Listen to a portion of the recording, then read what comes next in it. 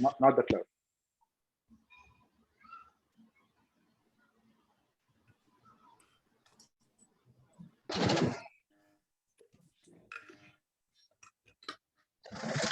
Okay, you're live, Gunja.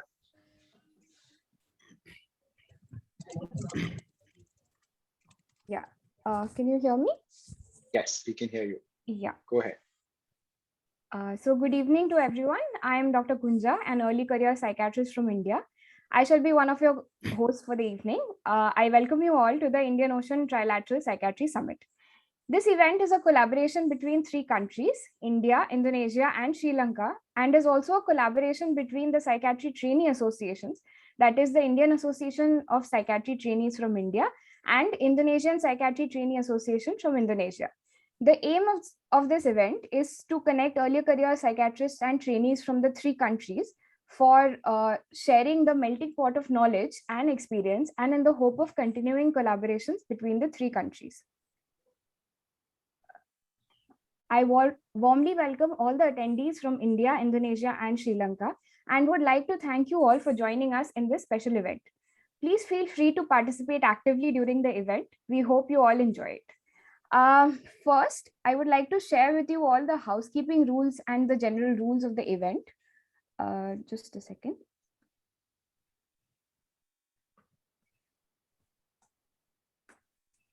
So the housekeeping rules of the events are as follows. The event will be lasting a total of 3 hours.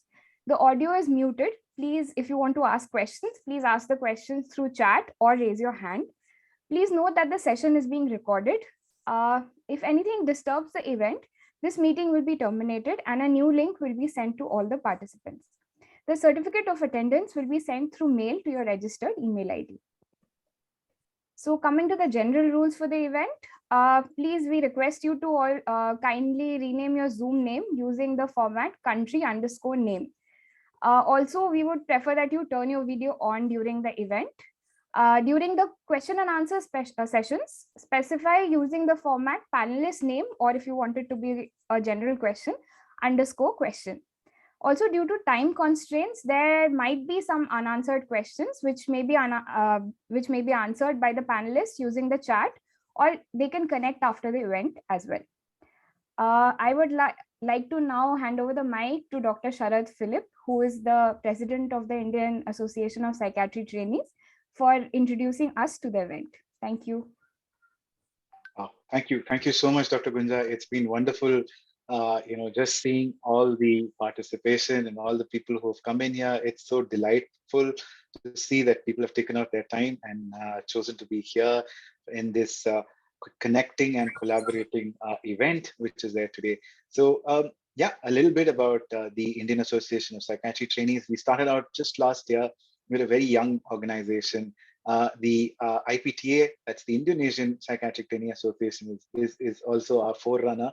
And, we've been looking to collaborate on things. We've seen how the European Federation of Psychiatry Trainees was getting and supporting trainees and early career psychiatrists through their journeys in psychiatry, through their early careers. And I think it's high time, where 60% of the world's population resides, where maximum number of psychiatrists are trained, that we also start with these kinds of events, and we foster lifelong connections. We foster research in working groups and people who can connect on the basis of their interests and their and their ideas that they can do. So this is the event wherein we provide this egalitarian space. I'm so sorry for the current circumstances not allowing us to have an in-person event, but we really hope this snowballs into something big and an in-person event very soon. In that regard, you will have lots of fun things lined up today. There's an occasion for speed meetings. There's going to be fun panels here today.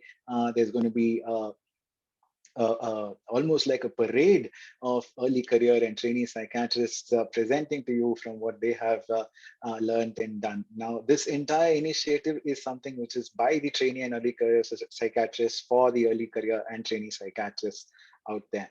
We welcome people who are observing us from outside Asia as well. Thank you so much for joining in.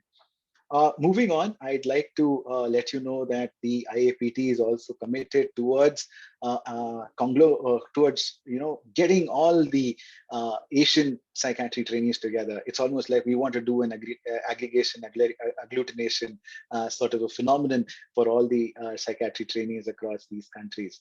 So I'm really happy that you've come here, and I'm very sure that this will not be just a one-off thing, and that we'll keep meeting each other, and that you'll all be partners in this effort. We have a few words now from our senior patron. Our senior patron is Dr. Santosh K. Chaturvedi. He is a retired senior professor from the National Institute of Mental Health and Neurosciences in Bangalore, which is the apex mental health institution in our country in India. He is now a consultant psychiatrist in Leicester in the UK, and he works with the NHS now. He has a short message for all of us. He has been one of the most encouraging and supportive mentors, and he's someone who has been closely working with Professor Norman Sartorius, Professor Mohan Isaac, and training us in all these things, right? So can we have Dr. Santosh Chaturvedi's video, please? Yes, I'll just share it.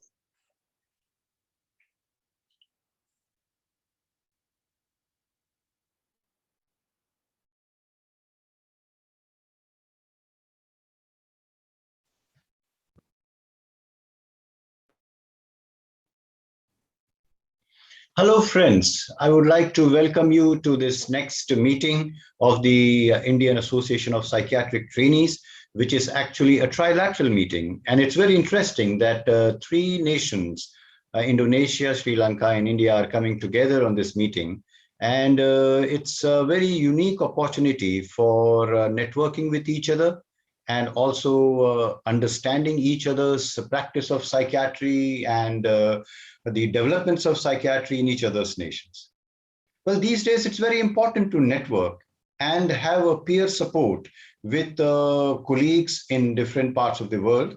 And what better than to have good relationships with neighbors and to learn from each other. I wish I could have joined live, but due to certain circumstances, I'm not able to do that. So I would request you all to please be open and friendly with each other. There is a lot to learn from each other and share with each other. And I know that psychiatric trainees usually get a bit ignored in the congresses, conferences, which are of the world bodies and national bodies, because they focus more on people who are already qualified and already very experienced, and also very senior in their age. And like in life, there is a generation gap.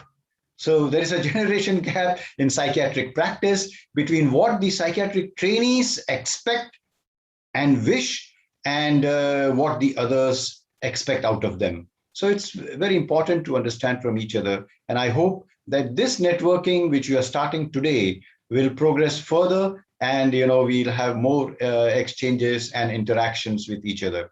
So thank you very much, and all the best, and have a very good meeting today.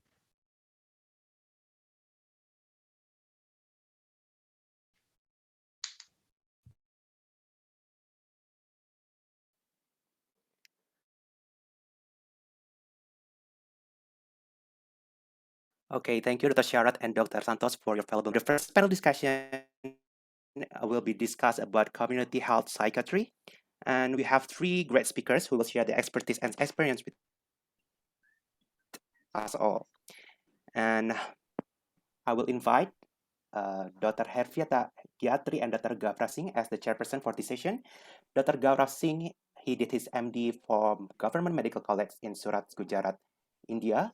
He has postdoctoral fellowship in community mental health from National Institute of Mental Health and Neuroscience, Bangalore, India. Currently, he's director of Neuroscience Center, deputy medical superintendent and associate professor at KD Medical College, Mathura, and he's also chief medical advisor at Krito Relief.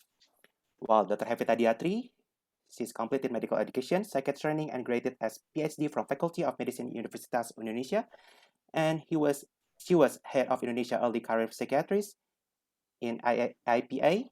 She was also secretary of Indonesian Psychiatric College, And she currently head of Community Psychiatry Section, Indonesian Psychiatric Association, and currently working as the head of Community Psychiatry Division, Department of Psychiatry, Faculty of Medicine, University of Indonesia. Please welcome Dr. Hervita Diatri and Dr. Gaura Singh. Thank you very much, Dr. Steven. Greetings from Indonesia. So thank you for the introduction and for inviting me to be a chairperson for this excellent session. And also in collaboration with Dr. Gaura Singh from India. So colleagues and friends, the sessions will be filled by the fruitful field of community psychiatry. So we will start and continue our sessions. Our first speaker today is Dr. Gina Anindya Jati from Indonesia. Dr. Gina is staff of Community Psychiatry Division at Cipto Mangunkusumo Hospital, Faculty of Medicine, Universitas Indonesia. As I knew, she conduct a lot of teaching, writing, research in field of community psychiatry. In a very young age, she also became a government consultant, especially in developing programs, regulations, and policies, and also training materials for primary healthcare workers and community. During the COVID-19 pandemic, she was very active in publishing papers, specifically related to depression, anxiety, and also mental health service delivery in community. So based on all of that experience, we are very thankful to have Dr. Gina here, because she will present on community psychiatry practice and clinical teaching program during the COVID-19 pandemic in Indonesia. So without further ado, to Dr. Gina, the time and place is yours. You have 12 minutes for your presentations. Thank you, Dr. Hervita, for the kind introduction, and thank you for all the committee for this Indian Ocean Trilateral Psychiatry Summit.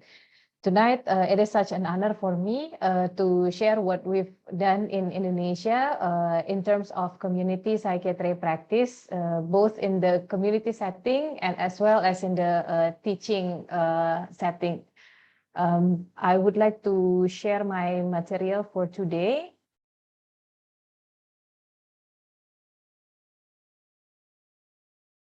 So if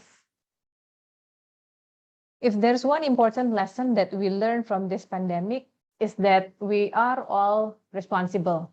And when we do it together, we can actually make things work, because as we know that this pandemic wouldn't be over if we're not working all together. And tonight, in this very special occasion, I'm here to share our experience on how we did all things together in Indonesia. And today's talk is specifically about how do we get better together from a community psychiatry practice and a clinical teaching program during the COVID-19 pandemic in Indonesia. First of all, I would like to introduce Indonesia for maybe some of us not quite familiar with Indonesia as a country. We are actually the fourth most populous country in the world.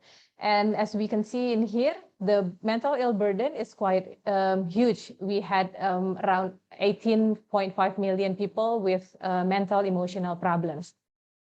And we can also see from the slides that the large number of people with mental illness in Indonesia is not being matched by the number of psychiatrists. In Indonesia, it is estimated that one psychiatrist should serve 300,000 people. And this is a far away gap from what the WHO give to us, that we need to have one psychiatrist for at least 10,000 people in the community. What about our place of work in the Cipto Mangunkusumo Hospital? Cipto Mangunkusumo Hospital is located in the capital city of Indonesia. As we can see in this from this slide, that Indonesia is a nation with many islands, and our hospital is located in the Java Island. It is a national referral hospital that is also function as a teaching hospital.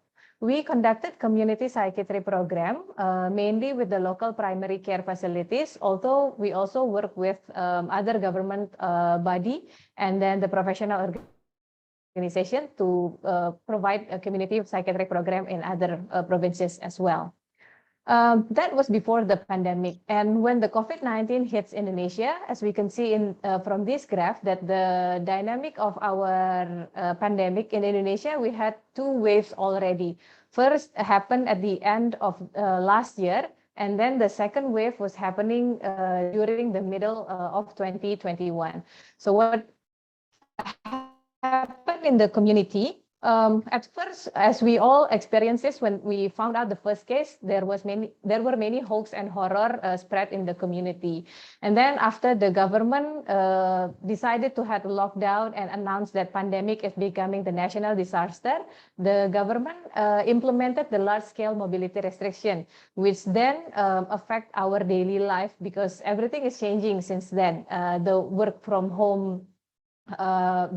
home system, and then many economic laws, technology shifting, and it leads to social and interpersonal problems. It creates loneliness, it creates lack of support for many part of the communities, and limited access to the healthcare facilities.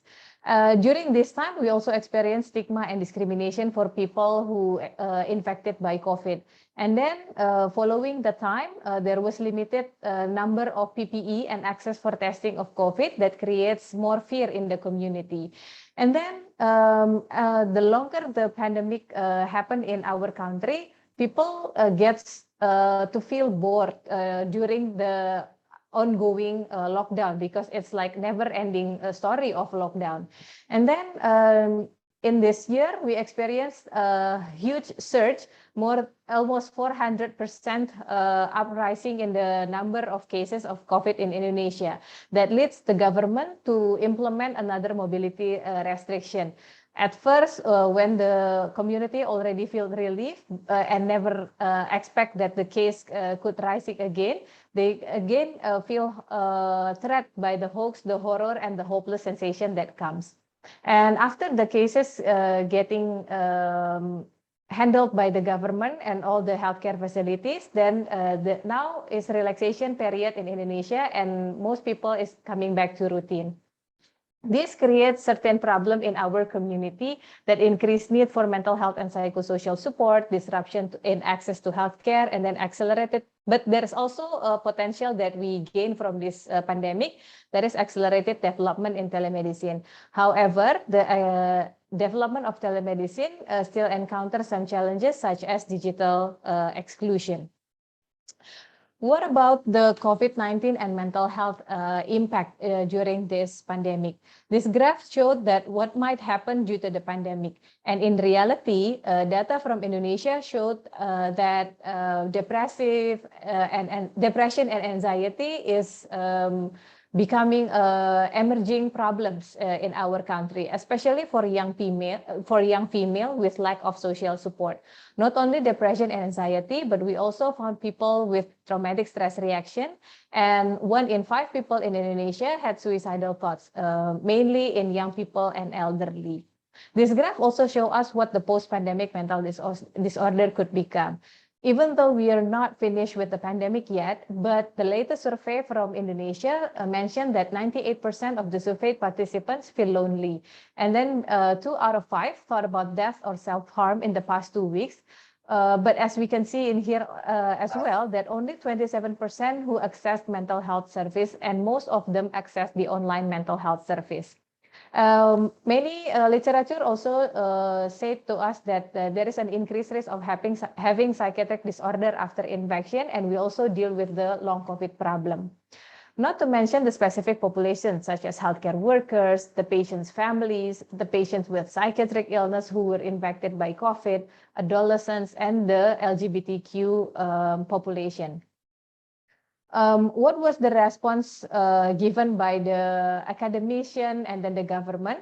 The team from Universitas Indonesia published 3 types of policy brief to help the government in managing mental health problems during the pandemic. And many professional organizations teamed up with the Ministry of Health to launch a collaborative hotline services. So at this time, the academic people and then the professional work all together to tackle the mental health impact during the pandemic. What are the important things for us to do? Because although we are involved in the policy brief and then the hotline services as well, but it's not the only thing that we can do. We need to see the mental health and psychosocial support pyramid in this COVID pandemic. As a psychiatrist, we provide specialized services, but it doesn't mean that we need to passively waiting for referral cases to us, but we need to be actively reaching out to the other level of services and transferring our knowledge about mental health. The lessons that we learned in the past 2 years is when we do the knowledge transfer, we need to modify the technique while we preserve the essentials. We keep service provision from going, and we keep the teaching activities going, but we need to modify the technique to ensure that the residents, the medical students, and the patients in the community can still have access to mental health services. We need also to shift our focus to the surrounding. We need to look at the people around us, such as the Civitas Hospitalia, the patients and their families as a community, not just one-on-one person, and then the adjacent and remote healthcare facilities that we can empower. We also learn to look, listen, and feel what happened in our surrounding to develop a sensible or aligned plan. So it's not going to be a hit and run program, but it's going to be a continuous program. And we need to learn more so we can serve better. And we need to optimize our local resources, and not to forget is to collaborate, just like what we do tonight. What are there to prepare in order for us to have a continuous program? First, we need to conduct a need assessment. Who needs what and when? This is what we did in our place. So we conducted a psychosocial assessment, both for the people in the hospital and the people in the community. Especially, we focus on the healthcare workers in the community. We also need to make or develop a strategic planning based on the assessment that we already conduct. We need to choose what kind of, what mode of delivery, and we need to choose the proper platform or media to ensure that our program will reach and benefit the intended population. Next, we need to collaborate with students, with trainees, with community organizations, patients, professional organizations, and other healthcare workers and facility, and the government body as well.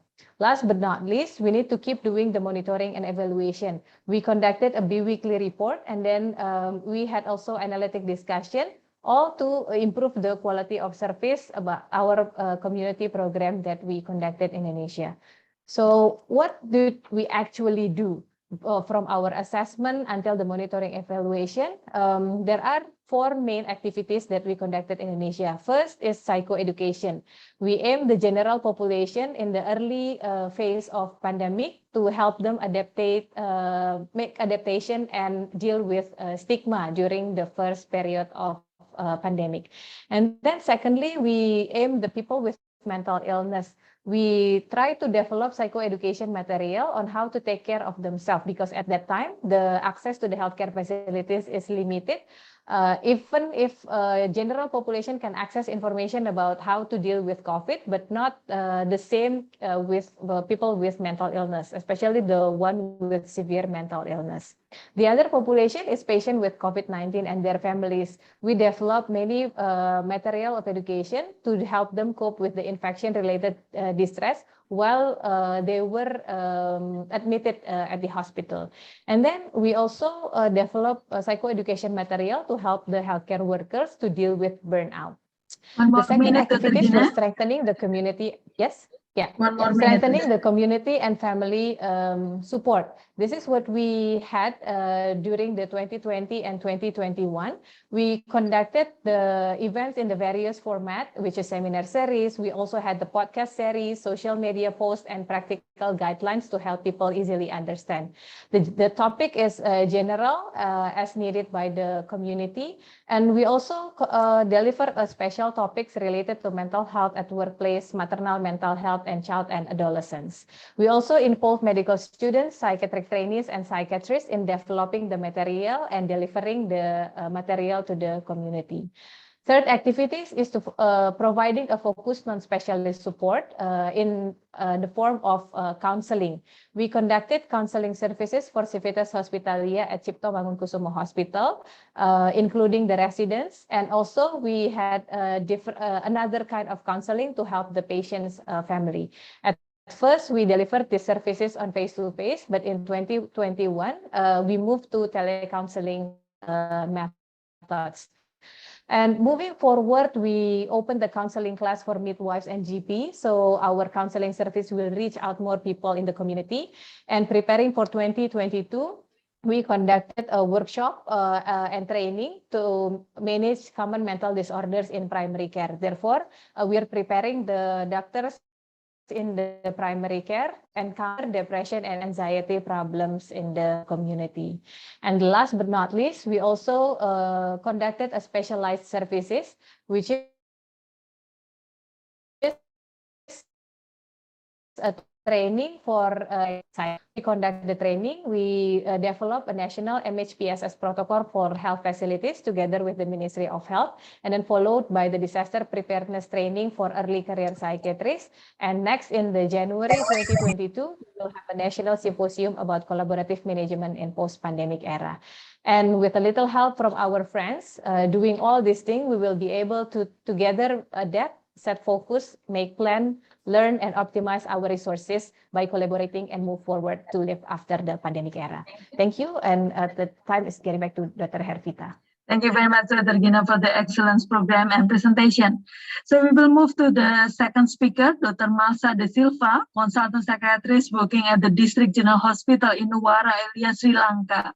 She completed her MBBS at the Faculty of Medicine, University of Colombo, then got her diploma in psychiatry, followed by her MD in psychiatry from the Postgraduate Institute of Medicine, University of Colombo.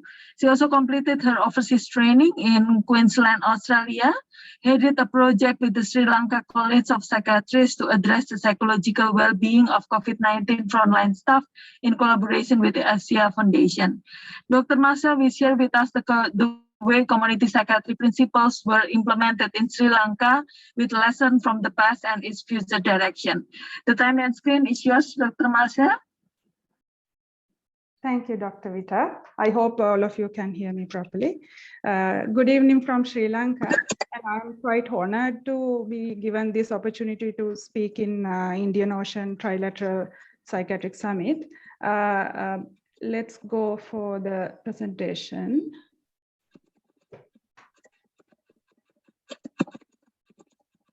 So today I am talking about community psychiatry in Sri Lanka. And before going into the current situation, I thought I'd quickly go through the history. In the early British rule, the only service that was available for people with psychiatric illnesses was the jail, which was quite inappropriate. And then there were quite a few reforms and ordinances along with the Mental Health Act, drafted in 1873, which is quite old, but still the Mental Health Act that we are using. With all these things and the Mapother report in 1938, there was a trend to decentralize or more focus in the community psychiatry rather than an institutionalized service.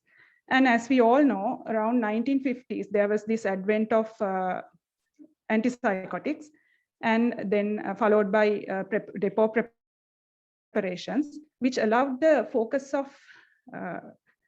from containment of psychiatrically ill people to treatment and discharge from the institutions.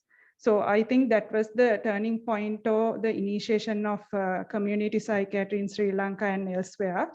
Then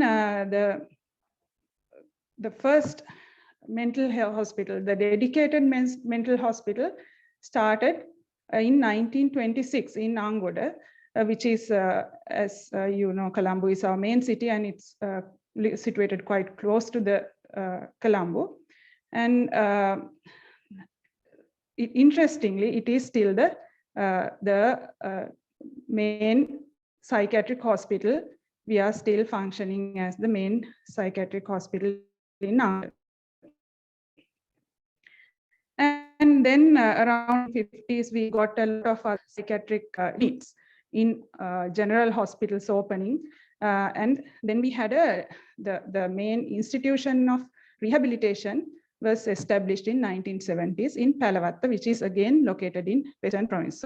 So all these services initially started Colombo, India, and rest of the country was in the dark. But with the time, there was more focus on managing patients in the community, and the NGO stepped in around 1980s. The two main NGOs that I would like to mention is Sahanaya, the National Council for Mental Health, and the NEST, which have daycare facilities as well as community programs and teaching facilities. Then a disaster hit our part of the world, that is tsunami, and Sri Lanka was quite devastated as well. As you know, there is a silver lining in a dark cloud, and that was government's keenness or eagerness to increase or develop psychiatric services and decentralize it, because everybody realized that we don't have enough services around the country. Most of the services were located around Colombo. So the mental health policy was drafted, which was focusing on the next decade, starting from 2005. And now we are at the second mental health policy, which was published quite recently in 2020, and we have a vision for the next decade. Both of these mental health policies have a major focus towards community psychiatry than institutional care. And as we have people joining from different countries, I would like to just briefly go through the geopolitical and health. Sri Lanka, as you know, Sri Lanka is an island located in the Indian Ocean. We are quite small in size, about 65,000 square kilometers in size. If to give it in a scale, we are about 1/60th of the size of India. In that small country, we have 9 provinces, and which is further divided into 25 districts. And these districts are further divided into MOH areas for the ease of facilitating healthcare provision. And our country has a fastly aging population. That's one of the healthcare issues that we are going to face in the near future, and erosion of traditional family systems, which affects social support of our patients when they get discharged into the community. And according to 2015 Global Burden of Disease study by WHO, depression is the 5th leading cause of disability in Sri Lanka, and self-harm or suicide is the 2nd leading cause of premature death in Sri Lanka. So having said that, let's go to the services available for community psychiatry in Sri Lanka. We have, as we know, the inpatient facilities and community psychiatry are not replaced by each other, but they are more like complementary services. Both have to complement each other. So we have acute inpatient units in around 50 hospitals. Then we have rehabilitation centers, both for long-term stays and intermediate stays. These are actually spread out through the country compared to previous times where all the services were concentrated around Colombo and Western Province. Now we have services spread out. And then the main clinics, or the clinics that are set in general and teaching hospitals and base hospitals, we have quite a few there. And the outreach units, or outreach clinics rather, are run by these main clinics. They have staff mobilizing from the main clinics to very rural and peripheral areas to do clinics where people find it difficult to travel to the main clinic.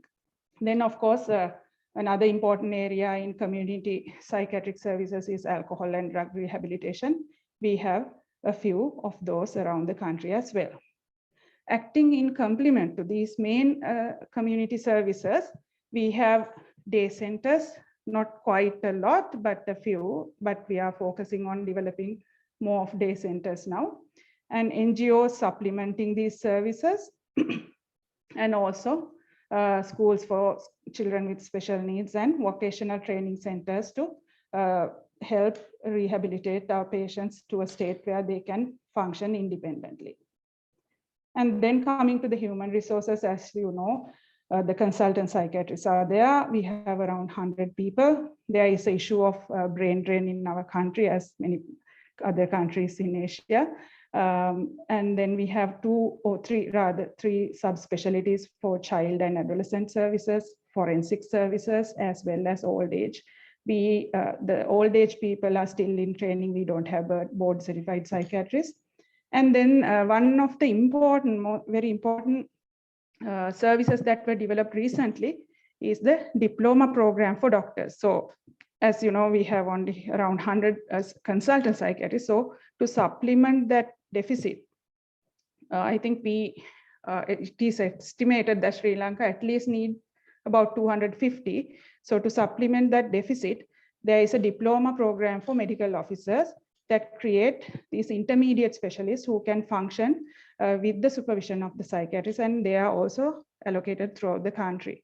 So we have dedicated medical officers on mental health and community psychiatric nurses, as well as OTs and psychiatric social workers. So this is the team that would work in the main hospital as well as distribute throughout the country and different peripheral clinics to provide community service in Sri Lanka. So it's about the same team. They are mainly based. The thing is, in Sri Lanka, we don't have two different terms: hospital-based psychiatry and community psychiatry.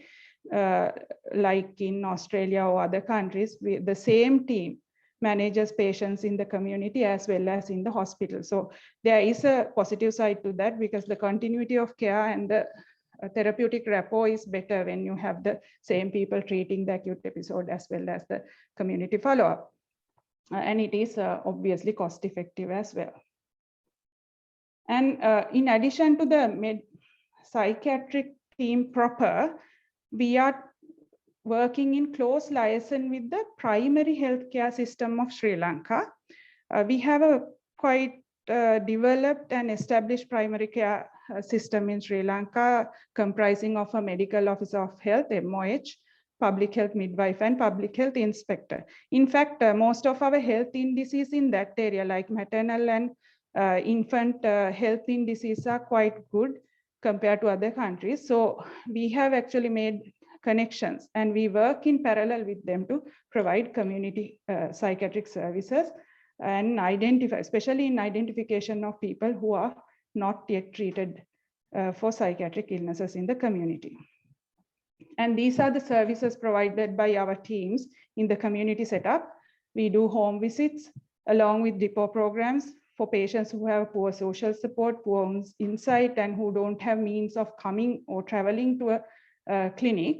So we go to homes, sometimes to assess them, sometimes to provide medication, oral medications, and even depot medications monthly. So there is a organized depot program for most of the units throughout the country.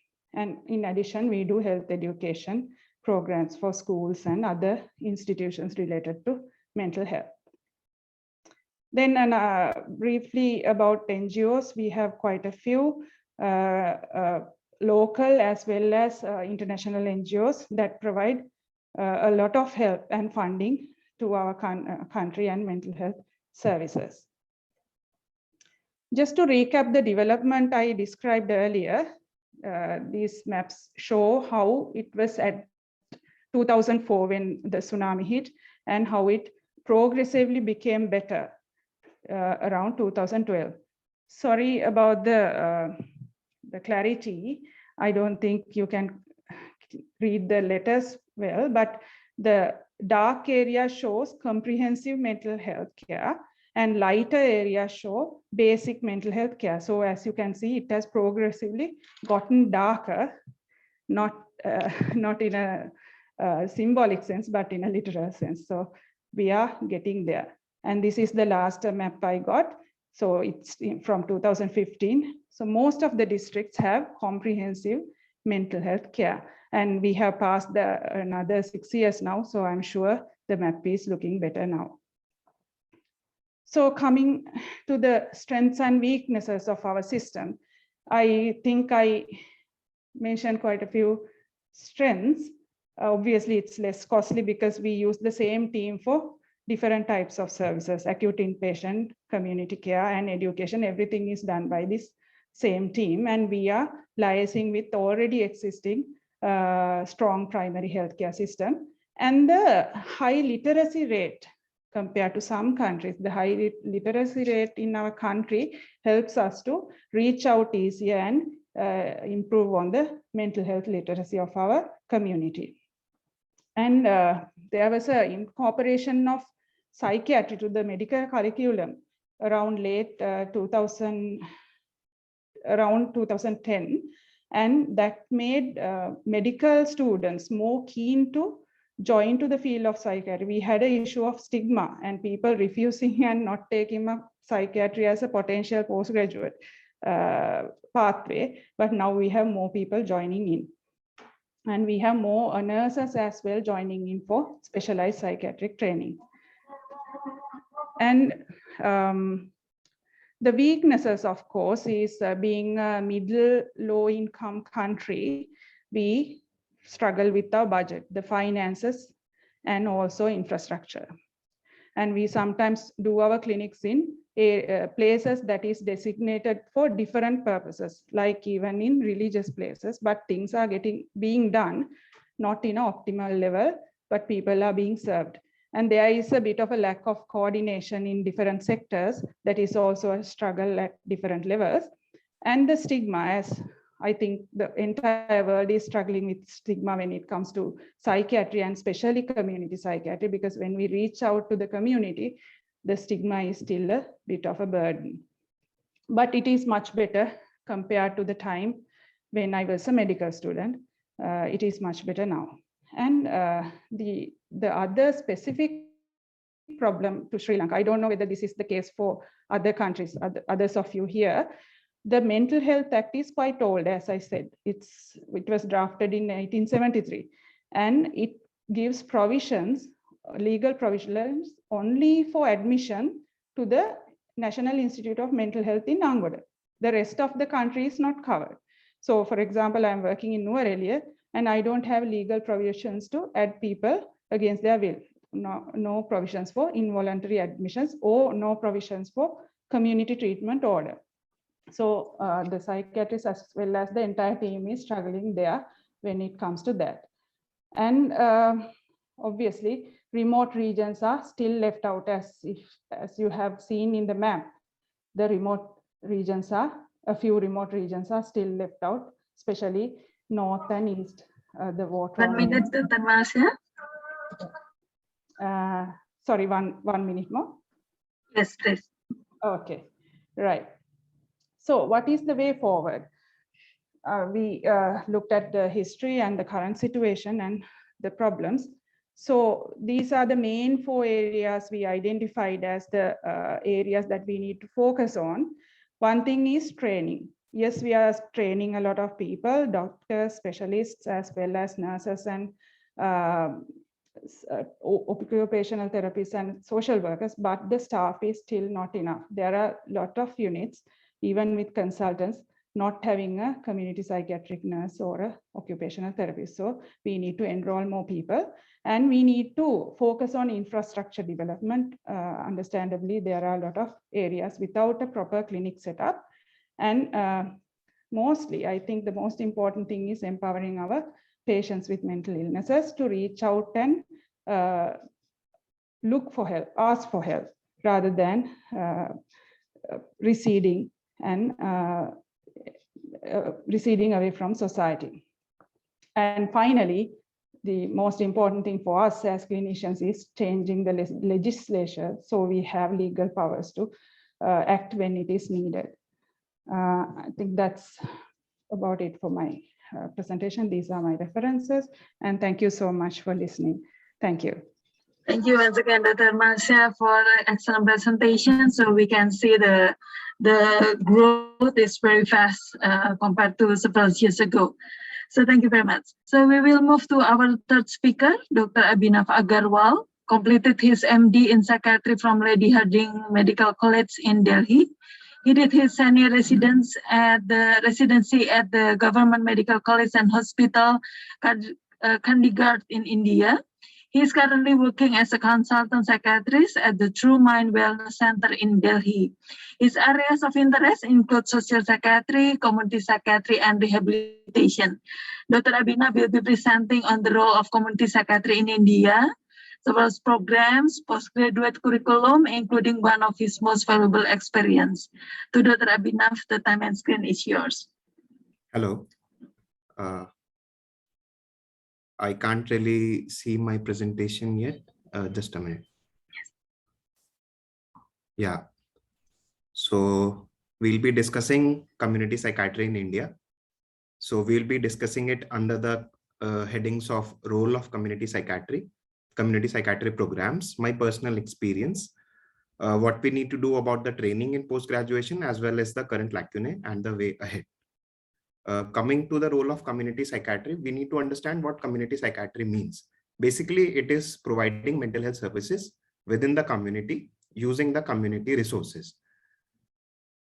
The resources can be generated from either the community where we are or from the persons who are in charge of that community.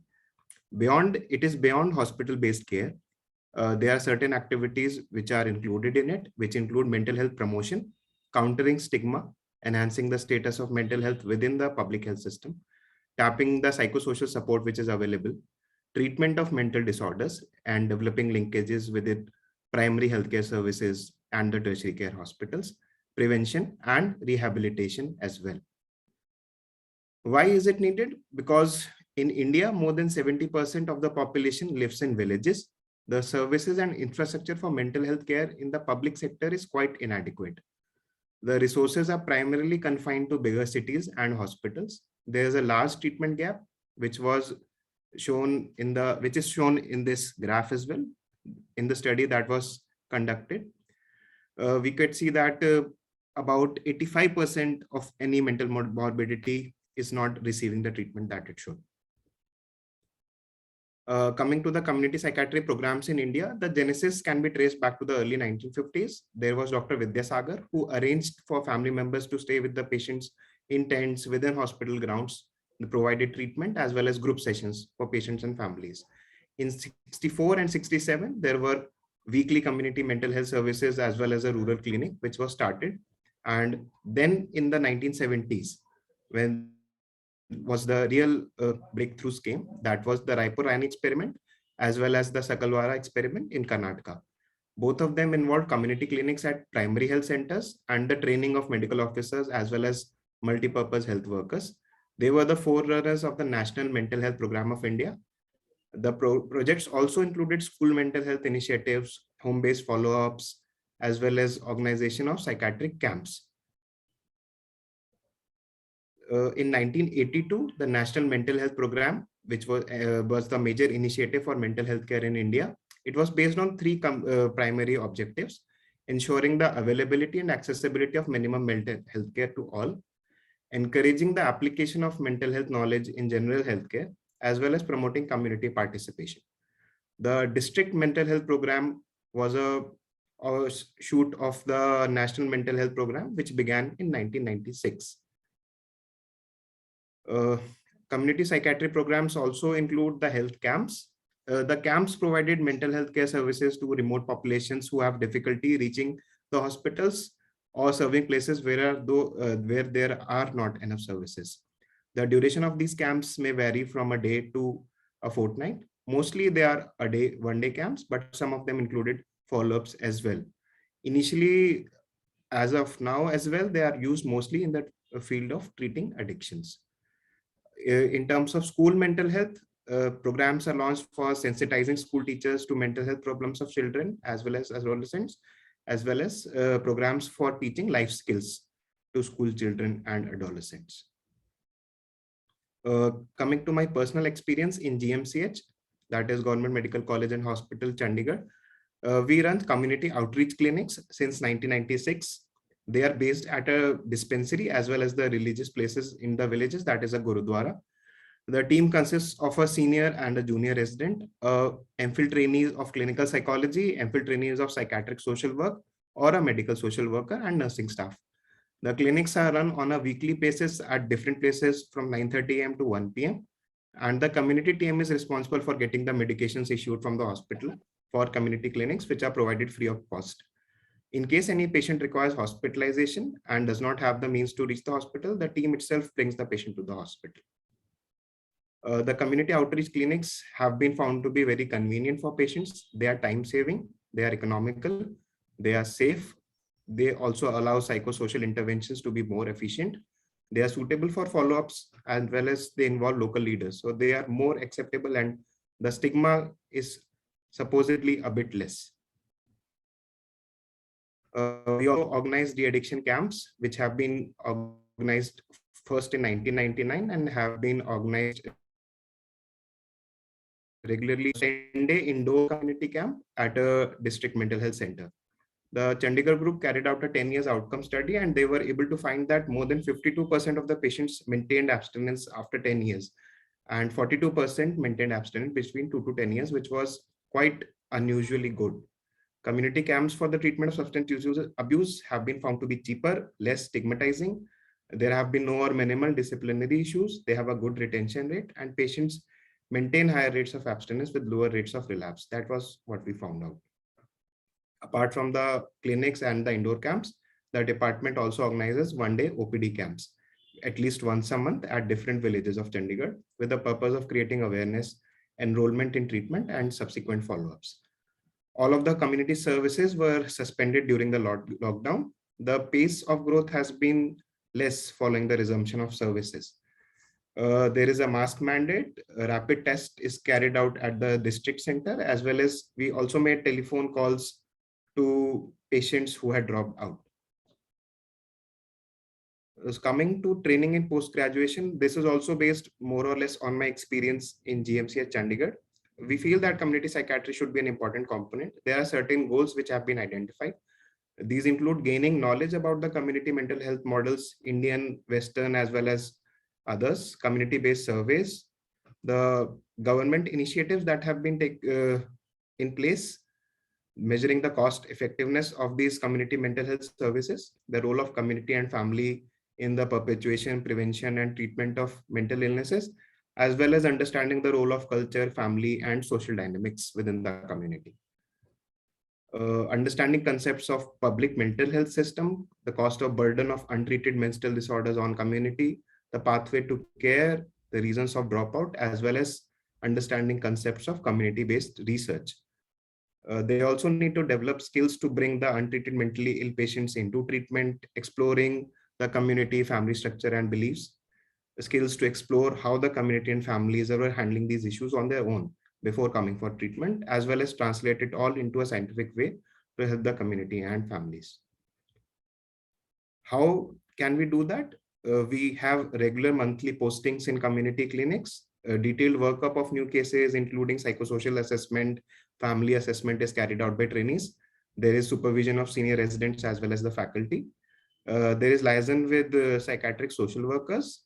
Conducting psychoeducational sessions with groups of families and patients is also carried out by them, formulating the care plan to rehabilitate persons with mental illness back to the community once they are discharged from the hospitals, as well as they take part in community-based research. Current lacunae, as far as India is concerned, is that there is inadequate participation of community in whatever programs are running. There is lack of integration of mental health into general health care. There is a lack of an ideal model of mental health delivery, which is possibly because of the size of the nation itself. There are weak links between mental health and social development, and there is non-availability of services in certain areas. Also, there is no regular monitoring and evaluation of these programs. The outreach services are also limited for special populations like geriatrics, patients, as well as children. There is no sanctioned workforce, and the budgetary provisions are also not sanctioned specifically to provide community psychiatry services. There is inadequate training and scarcity of research in community psychiatry, as well as absence of coordination across different sectors. So the way ahead is that we need to integrate community psychiatry services with other health services such as helplines, crisis intervention services, as well as domiciliary care. Domiciliary care needs to be integrated with medical colleges and institutions. We need to develop models with purpose that must be achievable and realistic. There is a need of increasing the participation of local community, including users and caregivers. That will improve the acceptability and the accessibility. We also need to improve the documentation of effectiveness of services. And there is at least a need of standardizing a 2-month training period in community psychiatry, which should have well-defined learning objectives during the 3 years of MD psychiatry training course. 1 more minute, Dr. Abhinav. Yeah, that is it. These are my references. Thank you, everyone. Yes, so thank you very much. We still have 2 minutes left. So I will pass to the Dr. Gaurav to lead the discussion. Maybe we can have one questions, maybe Dr. Gaurav. Thank you, Dr. Harvita. If there's a questions, Dr. Gaurav, yes, please. Yeah. Thank you, Dr. Harvita, for taking up most of the responsibility. Dr. Gaurav, we cannot hear your voice. Can you hear me now? Am I audible? Okay. So if there are any questions through the chat or maybe direct questions, we still have 2 minutes, Dr. Gaurav. Can you hear me, Harvita? We cannot hear your voice.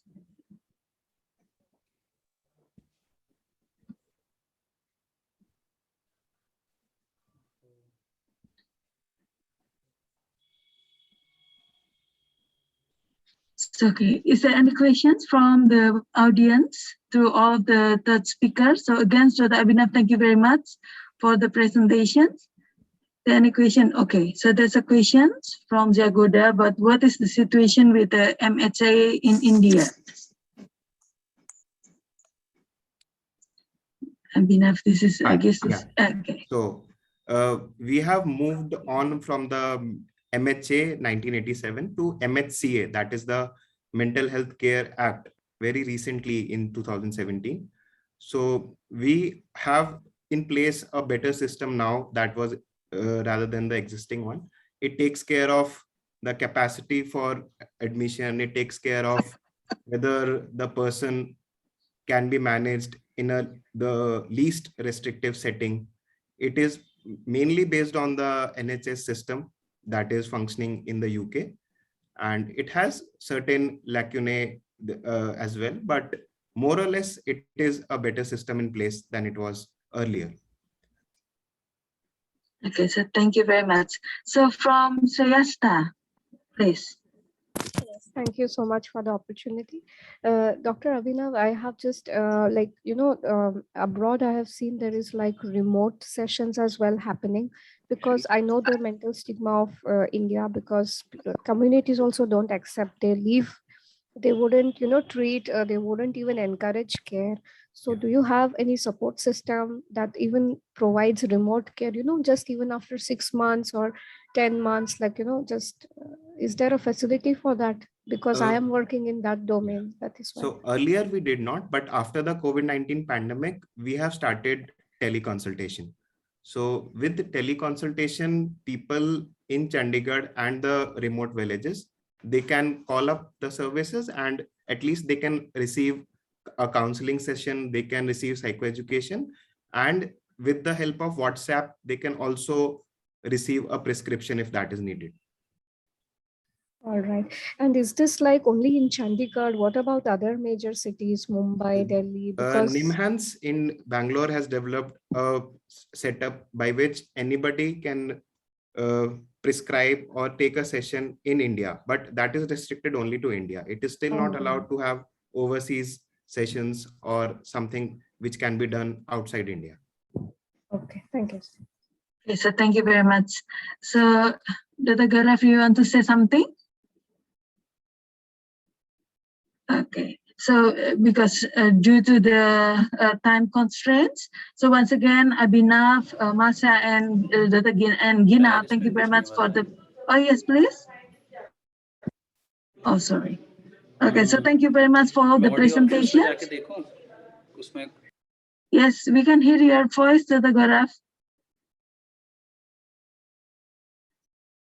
You can unmute first before you say something. Okay, sorry.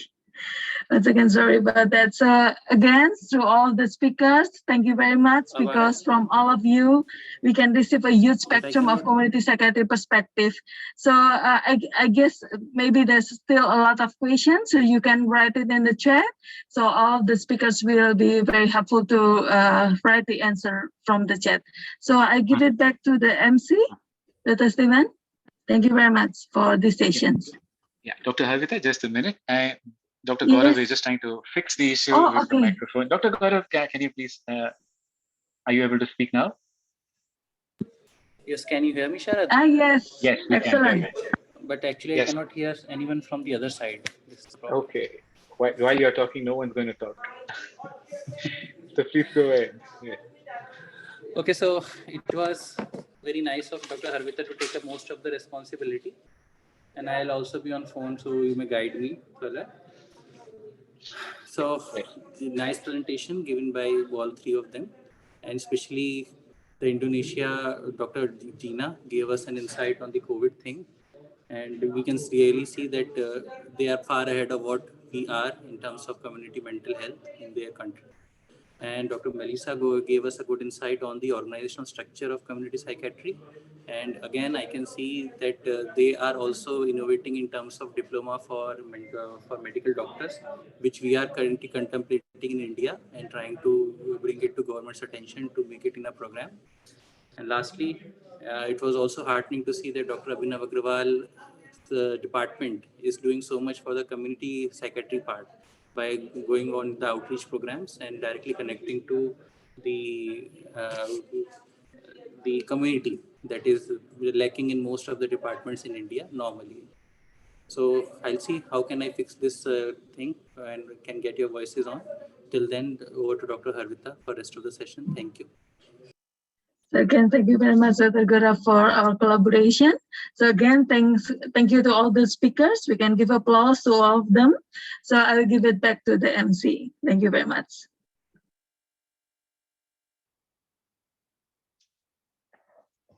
Okay, sir.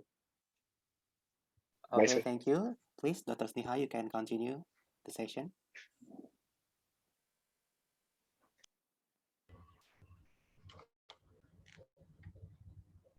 Hello, everyone.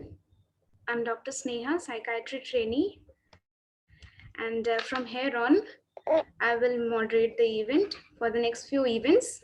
Our next few events will be, let me share the screen.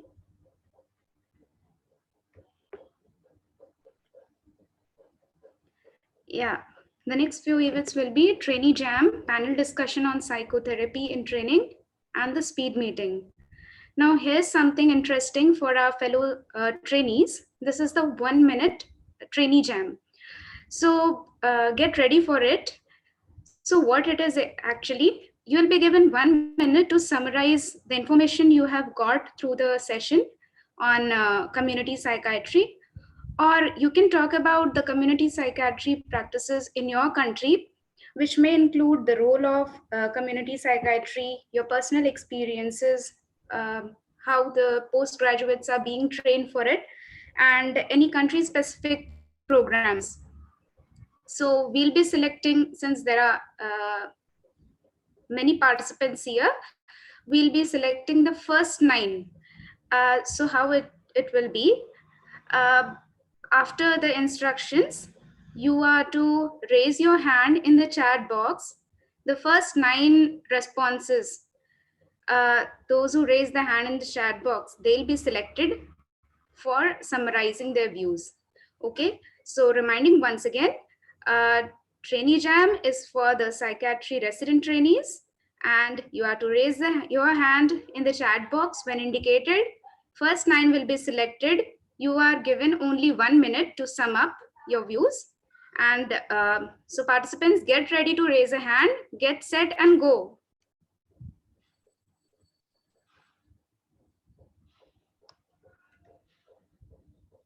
The IT team, I request you to check on the first 9 responses. So just adding to everything, yeah, this is Sharad here from the IAPT. Just adding to everything, the 3 best participants here, will be getting a prize from the event and the organizers. We want you to understand that JAM stands for just a minute. In this 1 minute that you have, it's your idea, it's your perspective, your view, anything that you feel relevant to community psychiatry. You can put it in the chat that you want to speak. Of course, it does not include the panelists, it does not include the chairperson, but anyone from the audience can put up their hands and speak.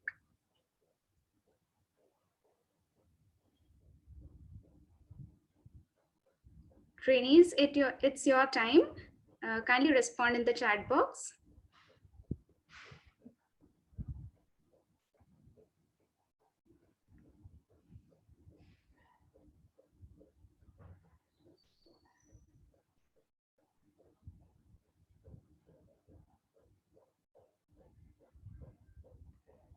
Or if you wish, you can raise your hand.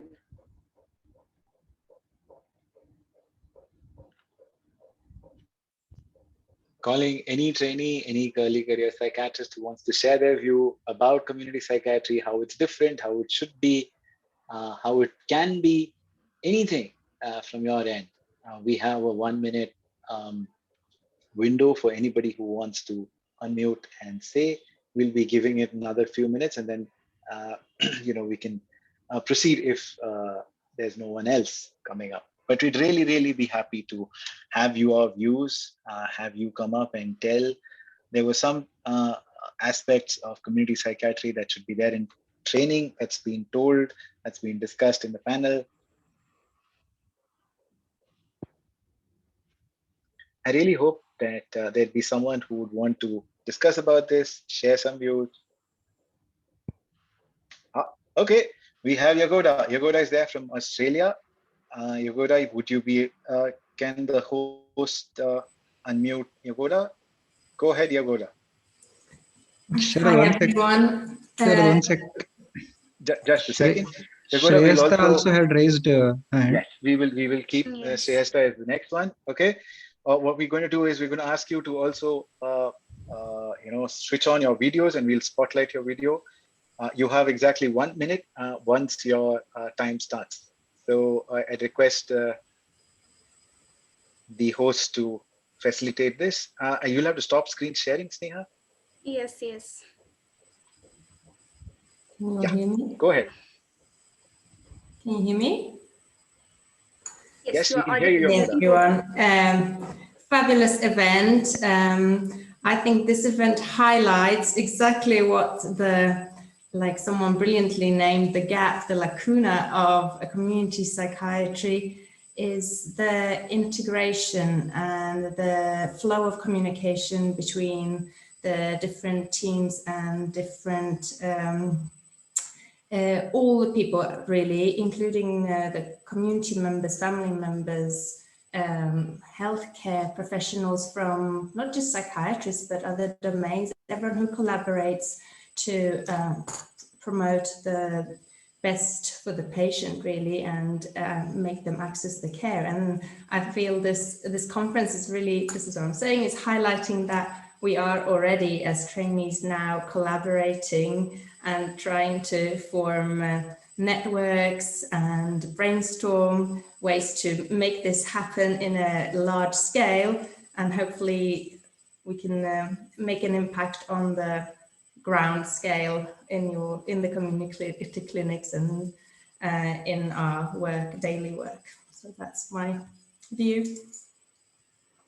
Thank you, Yagoda. Over to you, Shreyasa, hosts. Can we facilitate? Hello. Yeah. Can you hear me, everyone? Yes, we can hear you. Okay, so thank you for the opportunity, and I'm so happy that I got to learn about community psychiatry, and even I've worked not directly but indirectly in the domain of mental health. So I have created many softwares for mental health professionals so that they can tag my work is mainly in micro expressions. So I was hoping that me and Sharad can collaborate and make this training available to actually internationally.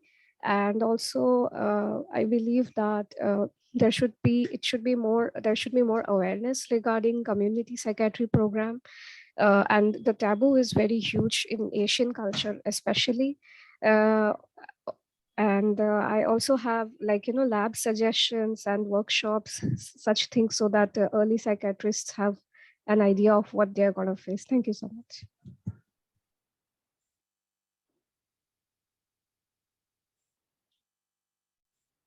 Thank you, Dr. Shrestha. And again, we ask for if there are any more participants who want to contribute.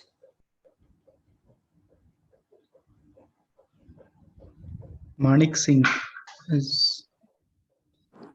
Hi, Sharad. This is Dr. Manik. I'm a psychiatry trainee in India, and I had the opportunity to study in NIMHANS, and I was a part of a fellowship program in NIMHANS, and now I'm doing my MD psychiatry in a private institute in India. And what I feel, the currently where we are lacking in community psychiatry is in terms of training is we don't really give, as one of the participants did talk about, is there is not enough training about how to use these digital platforms in especially the Asian countries. And being a part of the European Federation of Psychiatry Trainees, I'm the co-chair in the research working group. So we have also started, we are going to come up with a research survey where we're trying to see how fluent, the psychiatry trainees are and the early career psychiatrists are about the use of these telehealth services or telemental health services, and what is their knowledge regarding it. So I feel that if we, it is a part of our training, I think it would be better to reach out to the community on large. So that's, what my take on community psychiatry and how to improve it is. Thank you. Thank you. Thank you, Dr. Manik. Are there any more participants interested to share your views? Because Chaturani had raised. Okay, Dr. Chaturani. Hello. I'm a third year trainee from Sri Lanka. I would just like to share about our experience. In Sri Lanka, like usually community psychiatry may be at a very primary level, but we do have community psychiatric nurses who contribute a lot for provision of care, especially in the rural areas like the north,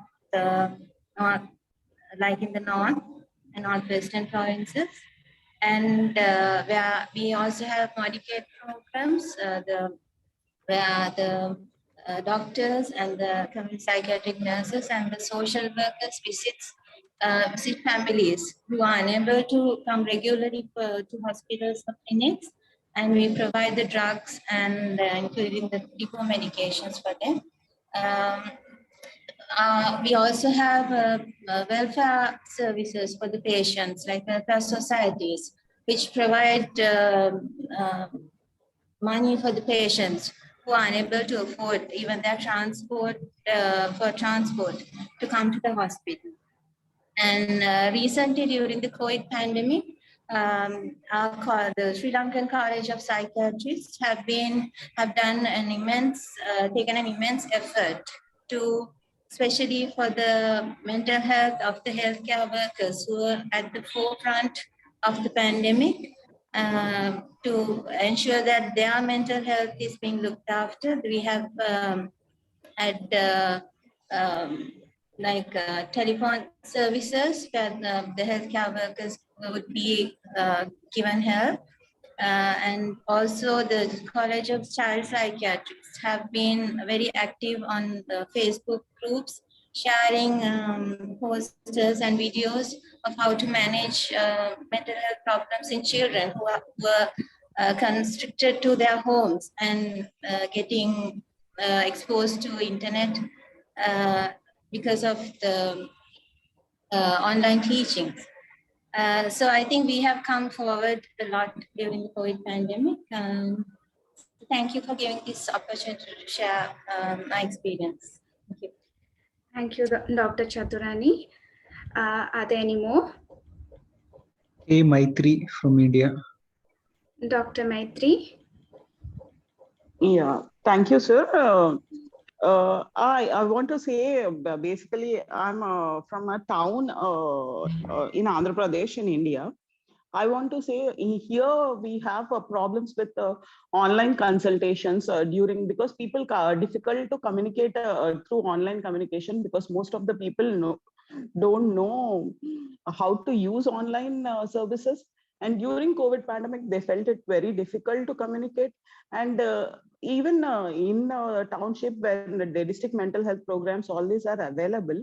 The problem is the major diseases are covered, though the stigma is decreasing for a period. But currently the problem is the problem gambling and gaming addiction. These kind of problems are more in even smaller villages. These are not much of covered during DMHP programs or any rural health programs. I think we should come up with some youth mental health programs incorporating more in smaller towns like Indian smaller places like Andhra Pradesh and remote villages.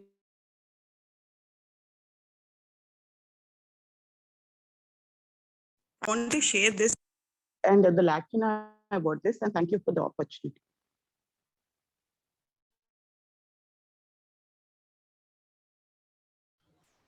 Thank you, Dr. Maitri. Are there any more? Are there any more participants left? Hello. No, we don't see any hands or the chats, anybody. Okay. Yeah, again, she raised her.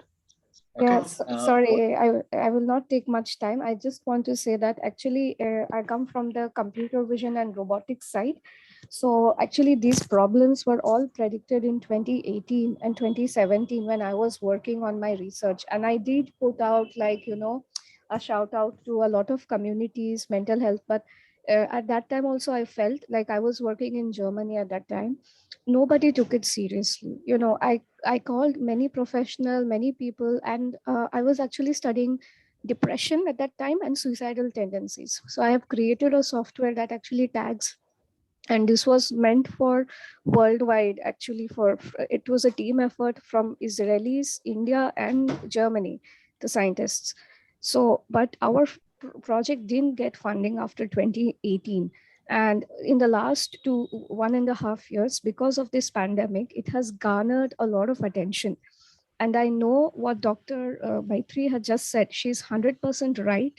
And even I know about the problems in Sri Lanka and Indonesia, because I had the opportunity to meet scientists from these countries as well when I was doing my presentation in Germany. So it's like, we really need to step up, because most of the governments, they only understand cars or automobiles, and they think engineers can do only this much.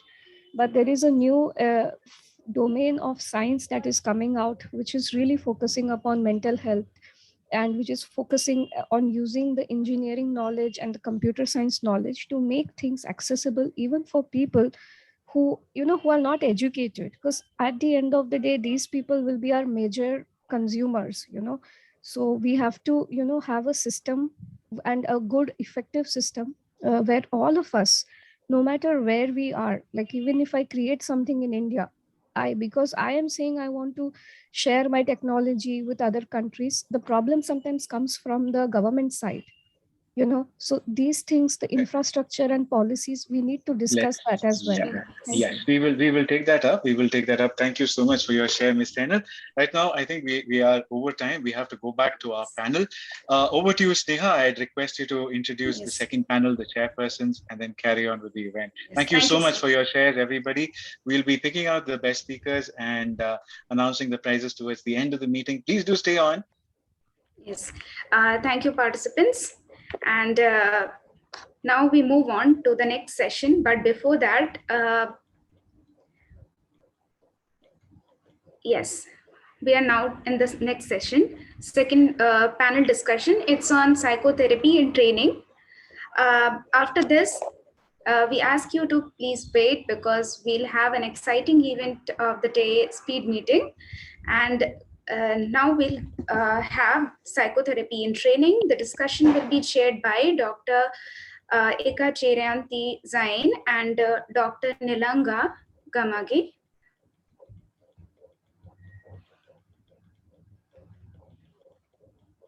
Let me share the screen.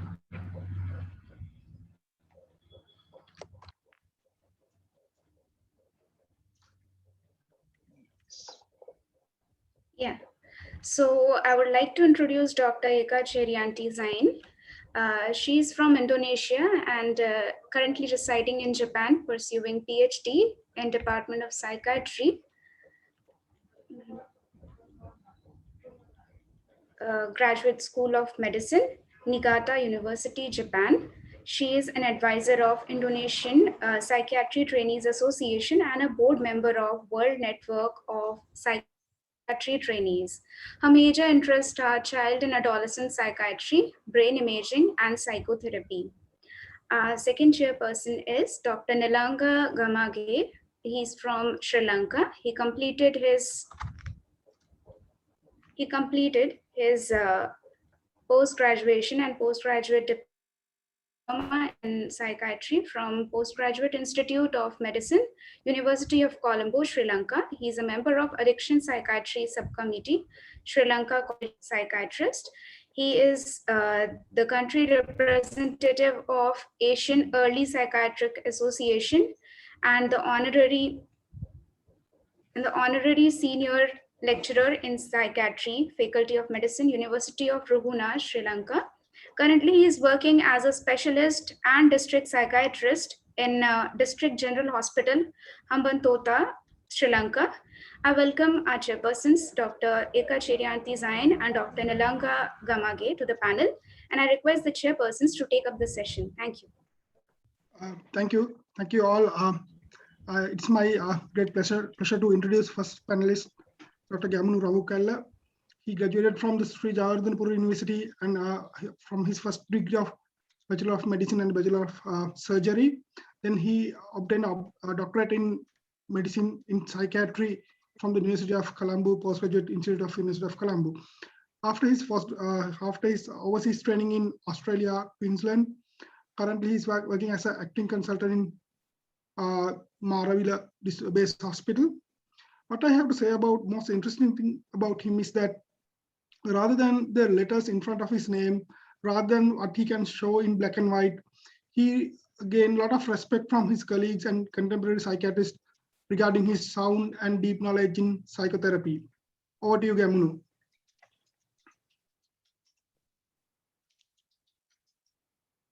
I think all can hear me, right?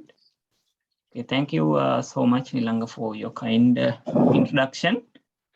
And thank you for inviting me in for this presentation. I think you all can see my presentation. Is it visible? Sorry, Okay. not yet visible. Not yet, Gamunu. Yeah. Okay.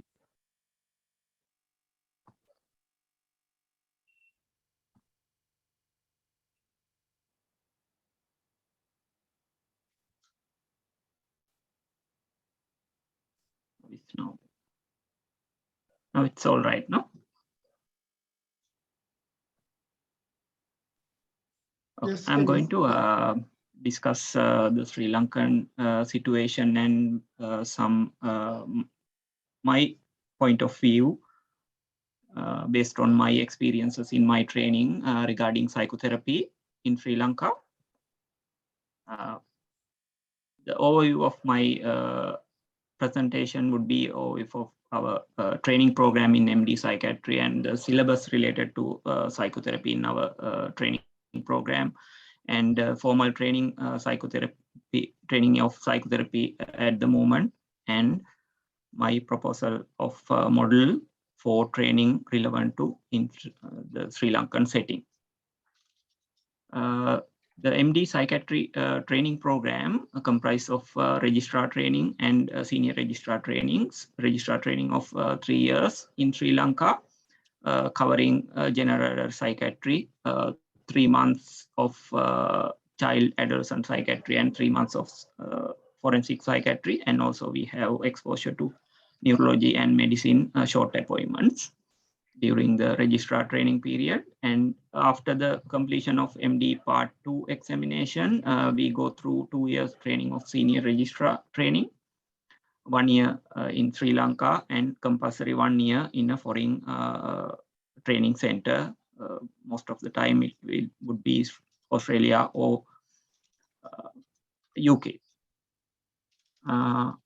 In the syllabus related to our psychotherapy training in MD Psychiatry program, there are 2 objectives related to psychotherapy training. One, the objective 3 covers the basic skills related to psychotherapy, communication skills, supportive psychotherapy, problem solving, counseling, how to break bad news to patients. So the trainees are expected to achieve these skills during the training.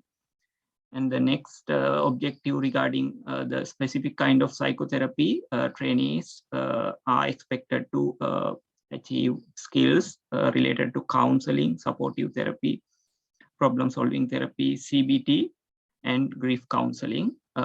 Also, they are expected to gain experiences and skills related to relaxation techniques, graded exposure, cue exposure, and this kind of skills are expected during the training. And trainees are assessed regarding competency of psychotherapy during their OSCE examination after the first year, completion of first year. Basically the communication skills, interviewing skills, listening skills, those are assessed, and the clarity of giving information, those are assessed in the OSCE. Mainly the basic skills of common to all psychotherapeutic treatment. And also they are assessed in their theory knowledge in structured essay and MCQ. And long cases, sometimes there may be questions about psychotherapeutic management. It's based on the case of the long case, the long case patients' problems. And when we discuss about the formal training in psychotherapy, in Sri Lankans, although we have these objectives in our syllabus in the training of the psychiatry in MD training, at the moment we don't have the well developed formal training module or formal training program at the moment in our country. However, we have good exposure actually. In my learning experience, I had been gone through regular classes on CBT by a consultant psychiatrist or senior registrars during training. And we had practical exposure during training in clinics and ward settings. And there are in some centers in our during our training program, they had psychotherapy, special psychotherapy clinic, but it is few. Not all the trainees had that privilege to for that exposure. So it is some of the negative thing in our training. And we had some peer group discussion, which are not formally arranged, but in our training groups, we had some peer group training to discuss about psychotherapeutic issues during the management. Dr. Nilanga may remember that whenever we have a patient with some kind of issues in management, we discuss between our colleagues and also with our seniors regarding the management, psychotherapeutic management. One example of this kind of group is mindfulness group to practice and to develop our skills regarding mindfulness therapies, which was held in NIMH in Angoda. And also we had supervision by our consultant psychiatrist during the training, which is case by case, to get their supervision regarding the management of patients. And also I had several opportunities to participate in workshops related to CBT, DBT, and mindfulness-based therapies during my training. And psychotherapy courses wise, I had a complete course of mindfulness-based therapy training during the training program, which was organized by Sri Lanka College of Psychiatry, and it was a very good opportunity to develop our skill.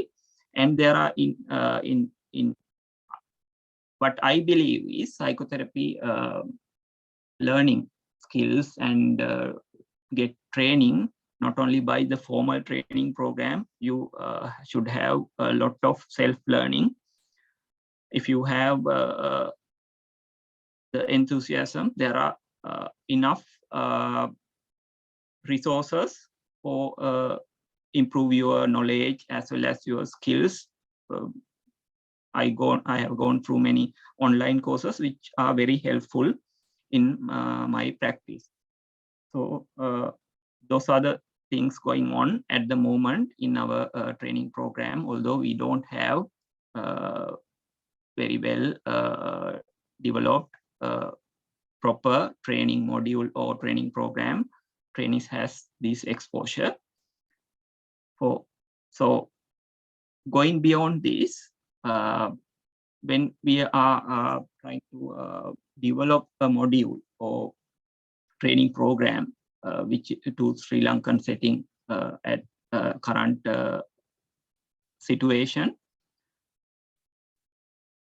as Marsha said, at the moment there are only less than 120 psychiatrists, including both child and adolescent psychiatrists and forensic psychiatrists in the Sri Lanka, which compared to like countries like I did my foreign training in Australia, there are more than 3,000 psychiatrists compared to 100 here, but the population is similar, more or less similar in Australia and Sri Lanka, but the number of psychiatrists there are 1 minute left, Dr. Gemunu. Yeah, 3,000, and here 120. So, and also psychologists, there are 28,000 psychologists in Australia. So here there are no psychologists practicing in the government setting. So when we think of developing a training program, we have to train our trainees to face this challenge, which we can't apply Western models directly to Sri Lankan settings in this context. So we have to think about this. And one model I most believe which we can develop in our setting is what proposed by American Association of Psychiatrists, the Y model. There, the stem of Y is common factors of developing the skills on common factors of psychotherapy, skills on supportive psychotherapy, and skills of motivational interviewing. Those are 4 skills has to be developed. in trainees in order to get successful in their psychotherapeutic management. And the one arm is cognitive therapies, another arm is psychodynamics. So we have to develop a training system to cover these skills, to apply these skills to our setting. I believe that we can't do the similar same like CBT manuals gives 6 sessions, 12 sessions weekly, 1.5 hours with one patient. I don't think it is practical at the moment in our setting. So we have to develop skills to for the trainees to do the psychotherapy in brief sessions, very short period of time. And so that is a challenge, I think, when we are going to develop a training program. These are some the materials I found very helpful during my training. So, and that's all I wanted to share with you, and we'll discuss after the this panel. Thank you.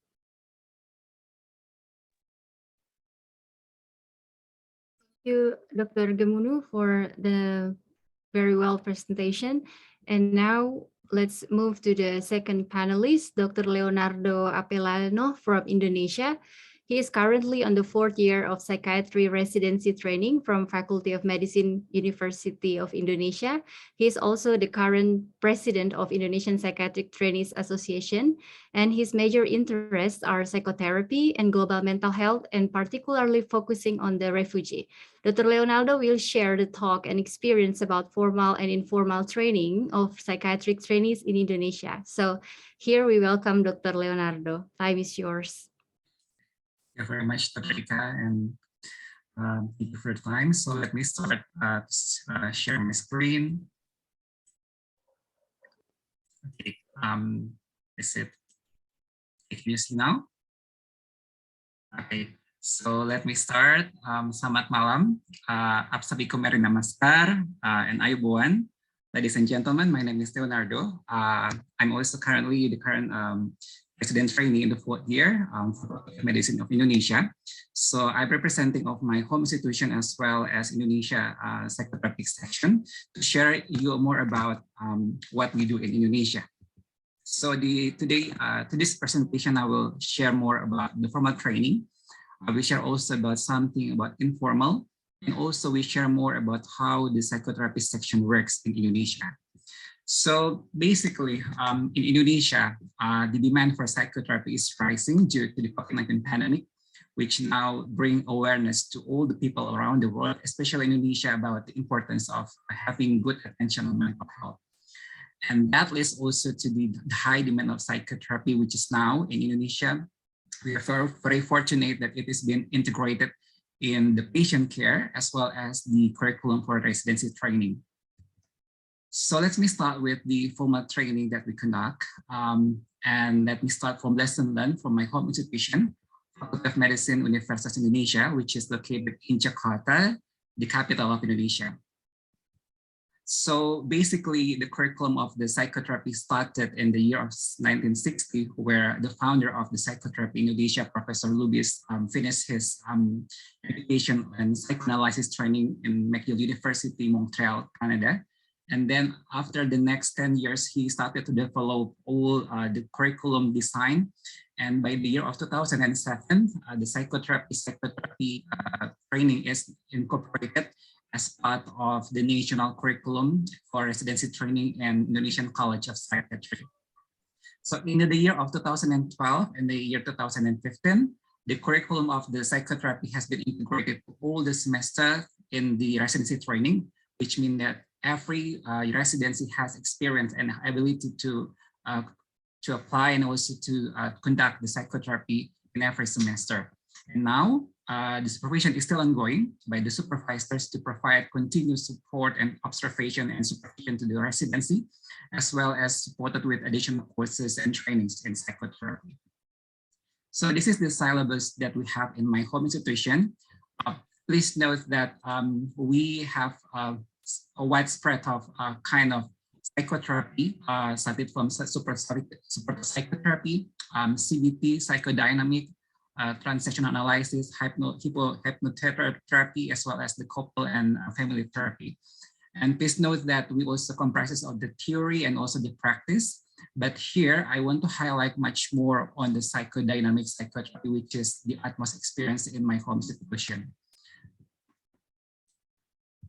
So the psychodynamic psychotherapy program in my outcomes, every resident is expected to have at least basic understanding about the basic principles of psychoanalysis and psychodynamic psychotherapy that will be implemented through the initial engagement and establishing therapeutic alliance with the patient, as well as followed by making diagnosis, psychodynamic diagnosis, and also making formulation of the psychodynamic of that patient. And also the residency is expected to have a good recognition and an awareness about the resistance, the transference, and as well as the counter-transference which may occur during the therapy process, and as well as to implement psychodynamic psychotherapy technique and working through and termination to the whole process of the therapy. So as I mentioned before, that in Indonesia especially, the psychotherapy is implemented throughout all the semesters, which started from semester 2 to semester 3, which is started with the gaining basic knowledge about the psychotherapy and the concept of psychoanalysis. And going to the 4th and 5th semester, then is a time for the resident to try to implement the theory in practice, which means what they have learned, and now they are going to practice it, because here we have the theory and also the practical part of the training. And in parallel to that, in the 4th to 5th semester, they try also to deepen the understanding by making the formulation of the psychodynamic, as well as making the analysis of the patient. And going forth from the 6th to 8th semester, which the last year of the residency training, then the resident is capable to apply the psychodynamic approach in other specific populations like the geriatric patient, as well as the child and adolescents. So we conduct some perception about the residents of Indonesia about how they perceive the psychodynamic training. And they find that the process and also the type of method of teaching help them to find easier to understand about the psychotherapy and the psychoanalysis, as well as the observation and the supervision provided by these teachers stimulates the ability to understand the psychoanalysis. And also it's quite unique in Indonesia because the senior and the junior has a very good bond, which somehow we help together the juniors to understand more about the concept of psychoanalysis. And also they get more clarity about how the psychoanalysis could be practiced and in a discussion, and also with the teachers and with the peers. And also we have the protocol and analysis and also discussion about during the interview, which helps the residents to analyze themselves, and also help them to recognize the resistance, transfers, and counter-transfers, and how to manage that. And we also have first case, which is conducted through the 3rd to 4th semester, and that helps the residents, junior and also the seniors, to understand how to apply the conception of psychoanalysis in the patient. And I think the most important and the utmost goal is to have self-reflection and self-awareness of each resident on doing the psychoanalytic and psychodynamic psychotherapy. So this is one of the ultimate experience that some of the residents have. We have collaboration with Professor Alfonso, which is also the adjunct professor in our home institution, which they have a distance learning by Skype to teach about psychodynamic psychotherapy through Skype. And down below, there's a ceremonial graduation of the students after completing the course. But also we found that there are still challenges, like Prof. Lubius, which has initiated the curriculum, and after 30 years, they're still challenging about how to address the inequality of the training across Indonesia, because we are a very big nation. So since the year of 2016, the pioneer of the current psychotherapy training, Dr. Limas, Dr. Sylvia, and Dr. Petrin, started to conducting some serial workshops on teaching psychodynamic psychotherapy, in hope that all the teachers and the supervisors across Indonesia will have the same capability to teach about psychodynamic. And it started up to now with a regular monthly case discussion. So let me proceed with some informal learning. let me start introduce my organization, which is now comprises of 9 training centers. It is initiated by the year 2020 by Dr. Ika, which is the founder of the IPTA. And now we have more than 100 active members with more than 4 affiliations with the national and international organizations. So we conducted, as I mentioned before, we have a very unique senior and junior bond. So we used to make a regular case discussion and sharing about psychodynamic and also how to conduct the interview. And also all their students found that it's very helpful for them to find the technique and also how to analyze and understand the patient. And this is the last part of the presentation. I'm going to talk a little bit about the psychotherapy working group. So on the upper left are the supervisors. 1 minute left, Dr. Leo. Thank you. So on the upper left are the supervisors, which teach us the CBT, psychotherapy, psychodynamic, and all the psychoanalysis theories. And here, the psychotherapy working group always routinely conducted the several courses like CBT, mindfulness, and also psychodynamic psychotherapy. So to conclude, the psychotherapy training in Indonesia comprises of the formal and informal classes, which is helped to attain all the academic goals. And we also apply more many methods like direct observation, discussion, and interview protocol. And also to encourage and sustain the learning process, additional courses and discussion are necessary and important. So this is the invitation to collaborate for all of us, especially to residency training and also the ECP from Indonesia. You are very welcome to join us. You can just click and sign up your name, and we'll help to inform you regular training from psychotherapy. And for this, I would like to say thank you to Psychotherapy Section, Indonesian Psychotherapy Association, Dr. Catherine, as well as thank you for the support from the Indonesian Early Career Psychiatrists. For this, I rest my case, and please accept the warm regards from Indonesia. Thank you very much.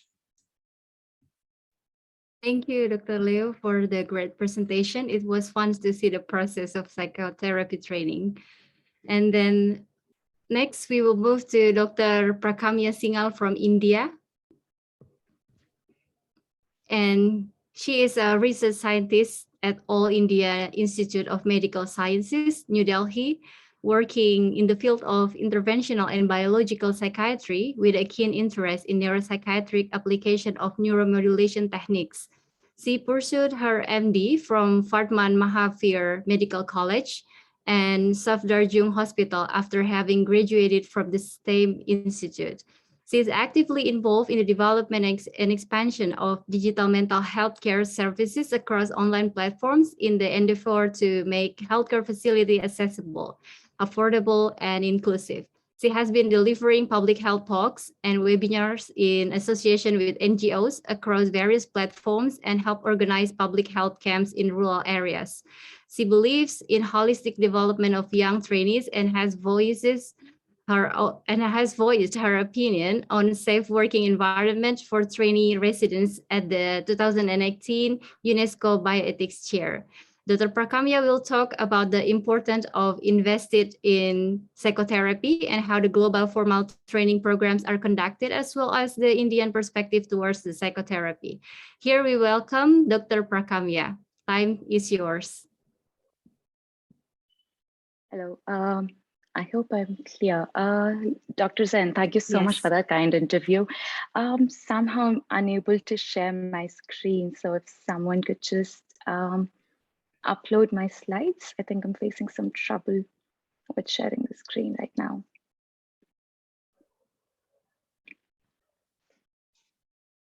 I will help you with that. This one? Right. Yes. Thank you so much. You can. Great.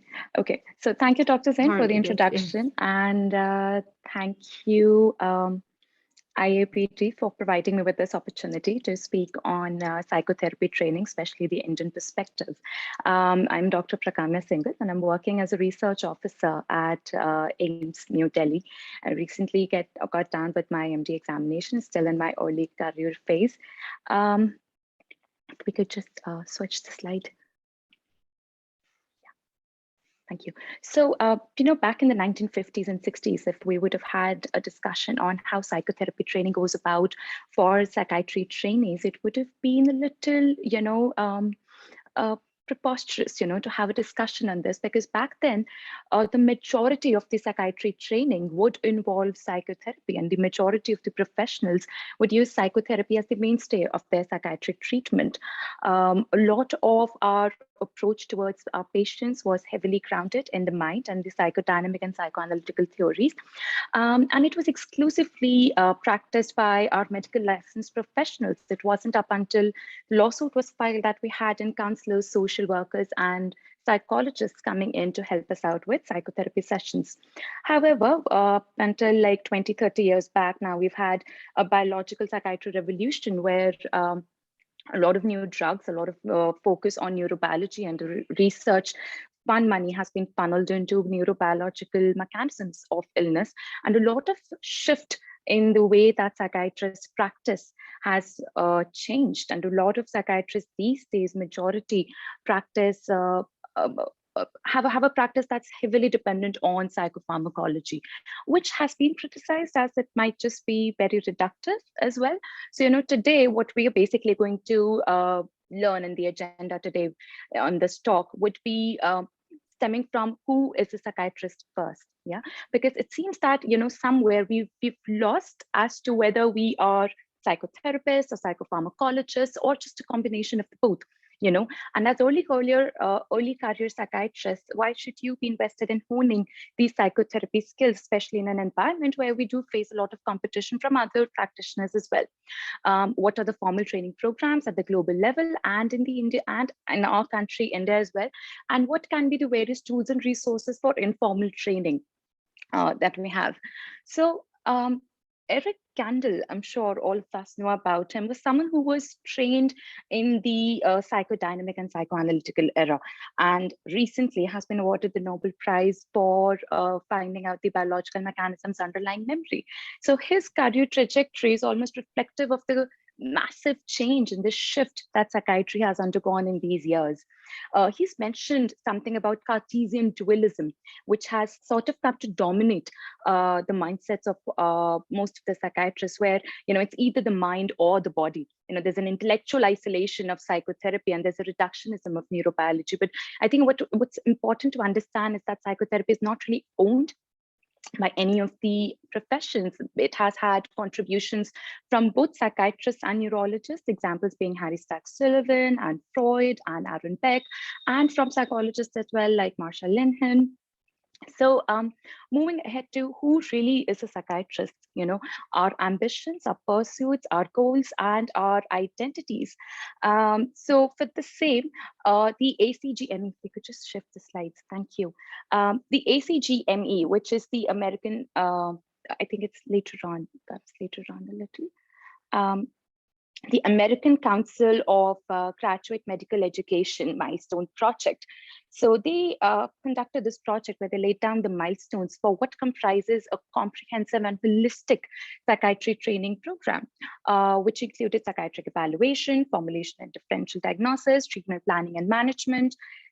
The milestone 4 is psychotherapy, and this is what I would like to focus on.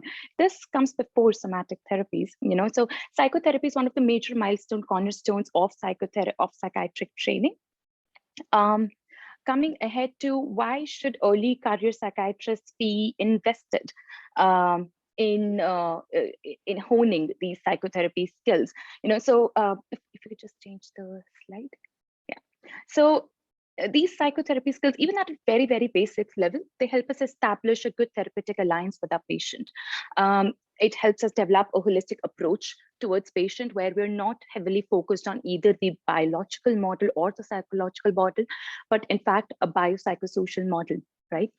It helps us widen our perspective beyond the very restrictive diagnostic criteria that our DSMs and ICD-10s usually like to box us in, and where it helps us shift our focus not from mental illness, but rather from mental health, and Now we're dealing with humans and normalcy. It also helps us have a wider range of therapeutic options where we're not just dealing with pharmacology, but also psychotherapy as well. It helps us develop empathy and listening skills, patience, and this I think is very important and factors in as a very important factor later on in the eventual management of the patient. It affects how compliant your patient would be. It affects how trustworthy, how trusting your relationship with your patient and your client is going to be.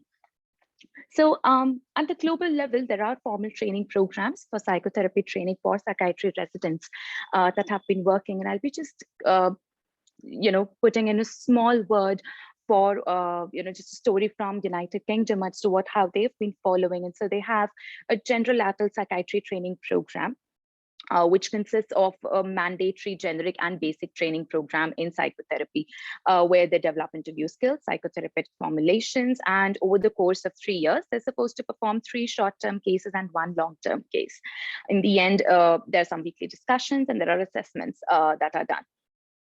Coming to the Indian perspective, so in the Indian perspective, we have about half a dozen of institutes that have been and that have formal training assessments for psychiatry residents.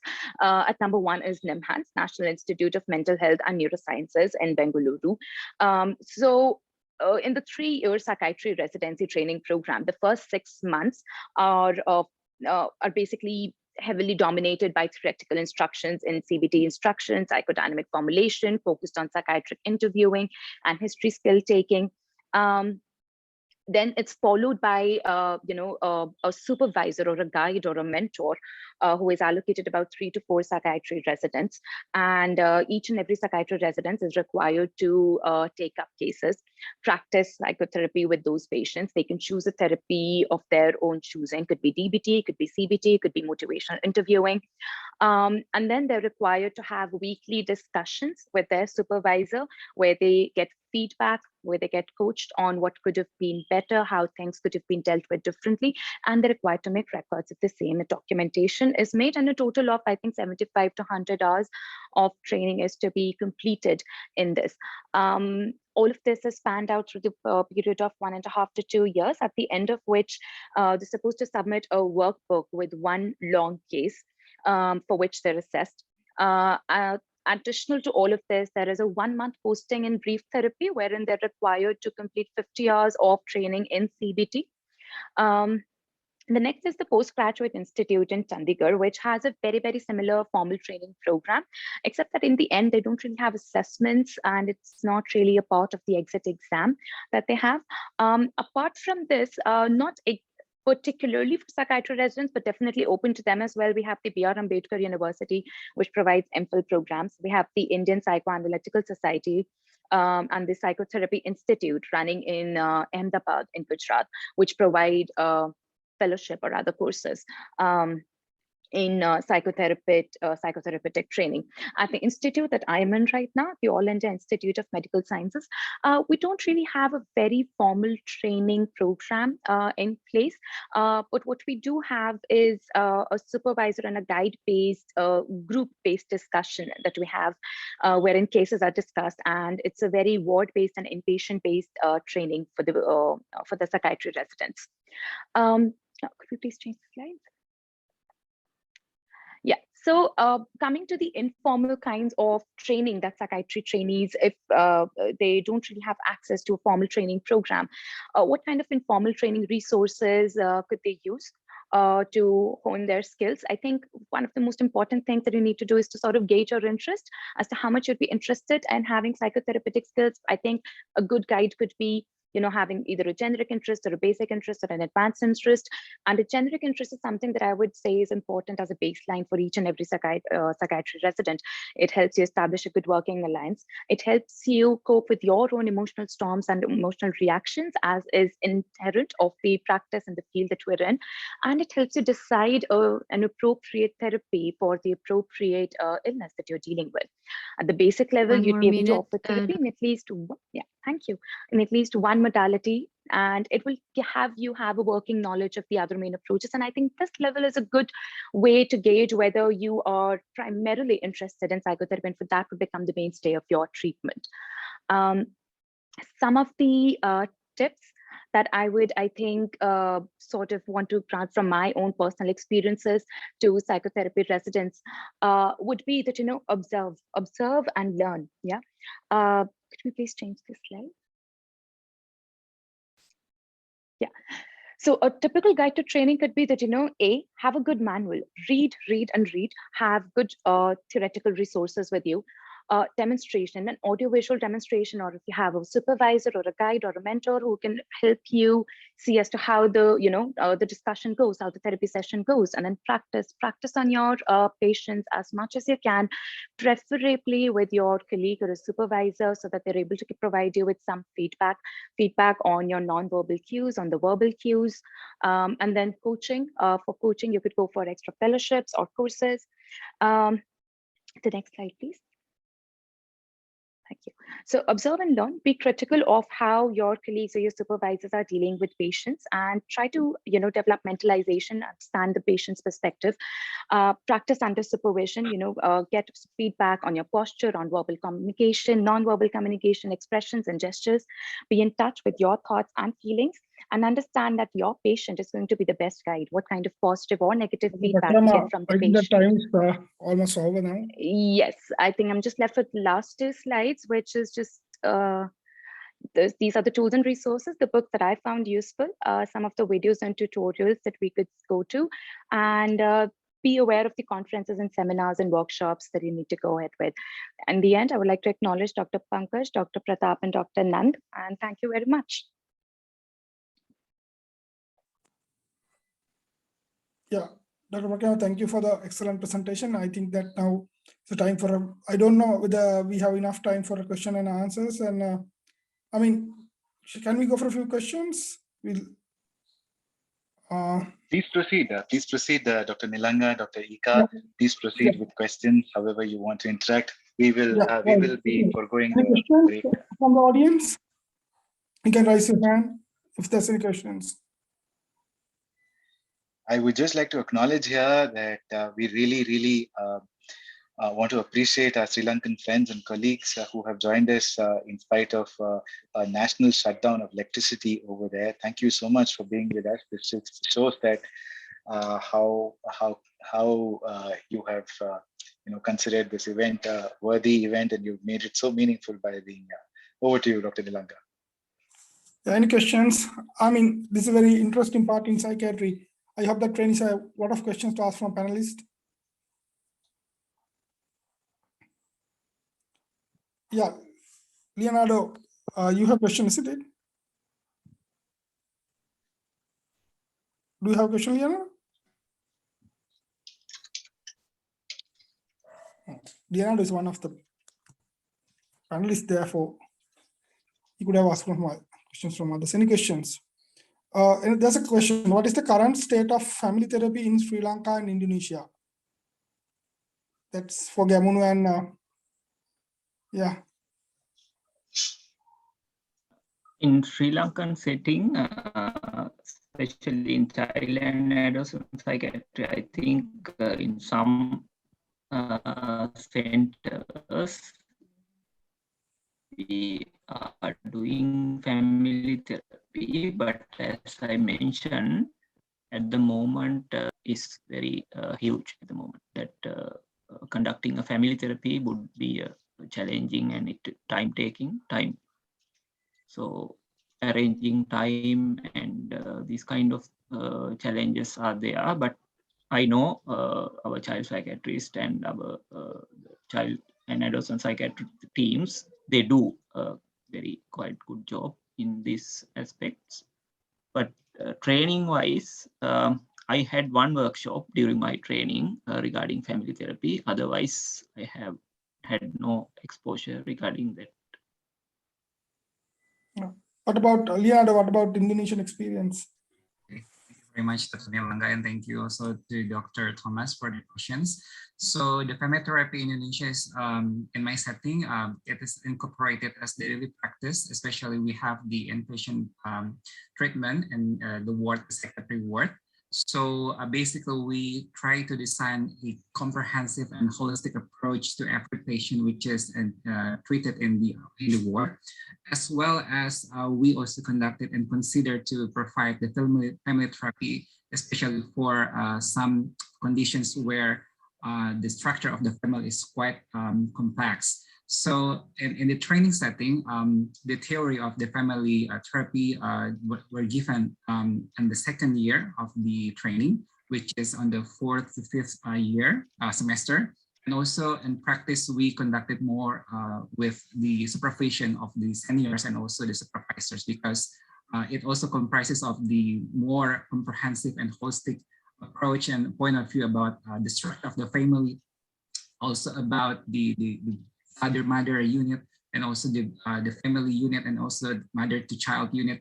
So that's quite complex, but here we use it to conduct it, and we integrate it as the part of our team. Thank you. There's another question. Is there any training programs for brief psychotherapeutic interventions in place? What do you idea about that, panelists? Hello. Can you hear me? Yes. Okay. The question is there any training programs for brief psychotherapeutic intervention in place? Dr. Ivana, can I start to share? Sure. Thank you. So thank you, Dr. Nadia, for the question about the brief psychotherapy intervention. So as I mentioned before, in Indonesia, the theory of the psychotherapy started on the second and the third semester in the residency training. And from that, going to the 4th semester and the 5th semester, all residents are required to perform a brief psychotherapy intervention. So that's why at the end of the semester, we have the examination. That is actually the goal of the examination is to have discussion with the supervisors about the goal of the therapy. So basically and technically speaking, we start with the brief intervention, psychotherapy intervention. And right after that, maybe after 6 to 12 sessions, then we discuss with our supervisors, and wherever indicated, then we will proceed with something further, like maybe psychotherapy, psychodynamic, or transactional analysis, or whatever indicated with the patients. So basically, it's part of our training that we provide in the residency training in Indonesia. Okay. Is there no any other questions? Is there any other questions? Okay, right. If there's no any other questions, I would like us to Eka to round up this session. And thank you for, everyone tolerate the current situation of Sri Lanka, and everyone to, thank you. Thank you, Eka. Thank you, Dr. Nilanga. Due to the electricity limitation, but you still can chair this session very well. So I appreciate that. And let me wrap the session that every country has its own formal and informal training, and psychotherapy has been the distinct, unique therapy approach that used in the practice of psychiatry. And from Dr. Gemunu, we learned that it is necessary to join course online, as it will benefit in the clinical practice. From Dr. Leo, we can see that psychotherapy training can be done in fun and structured way as trainees. And from Dr. Prakambya, we must be invested in psychotherapy. And many more insightful take-home lessons that we can get from all these three speakers. And again, thank you very much for the excellent sharing. Thank you, Dr. Nilanga, as my partner, to chair this session. And thank you everyone for listening. We really appreciate it. And I will give it back again to the moderator of this conference. Thank you. Thank you, Dr. Zain and Dr. Nilanga. Now, before we proceed to the last session, that is the debate. Before that, we have speed meeting. So speed meeting, it's a kind of icebreaker session for us. And here we have participants from 3 nations, and it will go a waste if we don't get to know who are in the room. So we'll enter into the speed meeting, and it's kind of connecting and collaborating with each other. For this, the IT team will lead us in this. You will see a message box, and you will have to check into it, and you will get into a breakout room. So these breakout rooms will contain of small groups of people, and you will be there in one breakout room for around 3 to 4 minutes, and then you will be shifted to another breakout room. And this is how we'll get to know about all the people who are participating in this event. So after this, we'll go to the debate. But now it's the speed meeting time. I request the IT team to help us in this.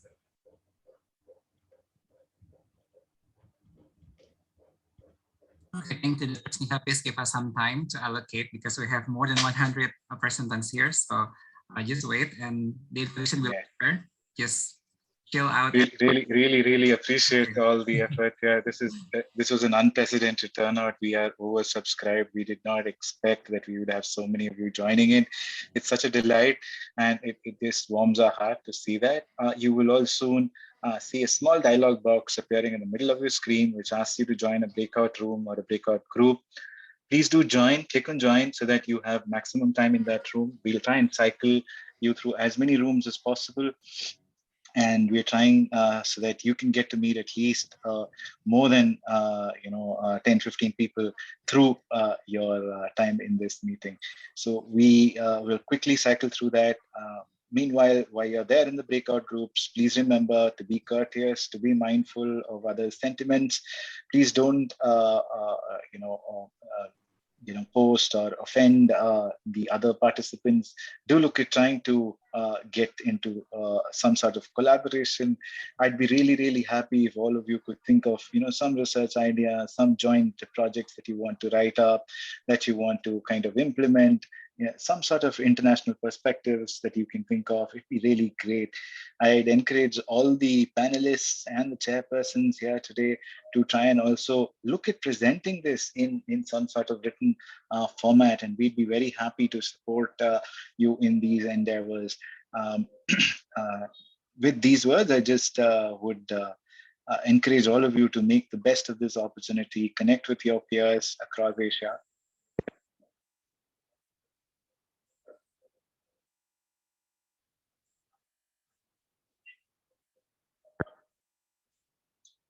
So we'll go from here to the breakout groups.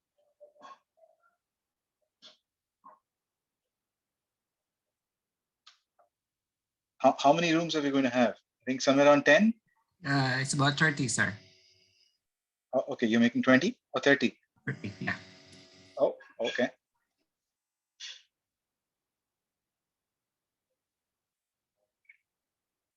Whoever's done can start going to the breakout rooms.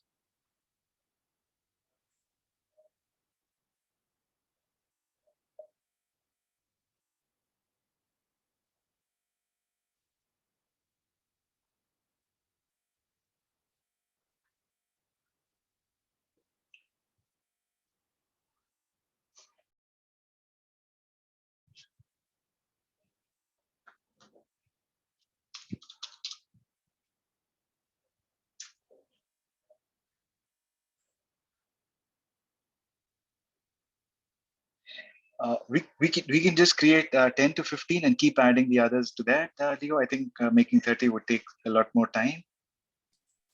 Yeah, I think the team is already working now, so just let them do it. Okay, cool.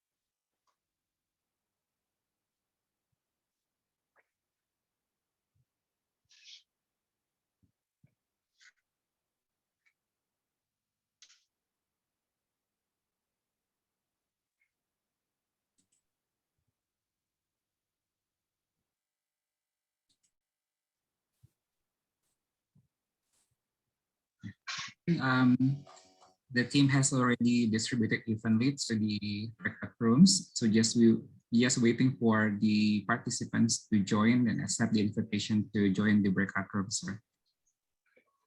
Have the invites been sent, Leo? Yeah. Because I'm not seeing any. Okay. Yeah, except for us, the committee will still. Okay. But Sure, for the participants, the invitation has been sent. Okay.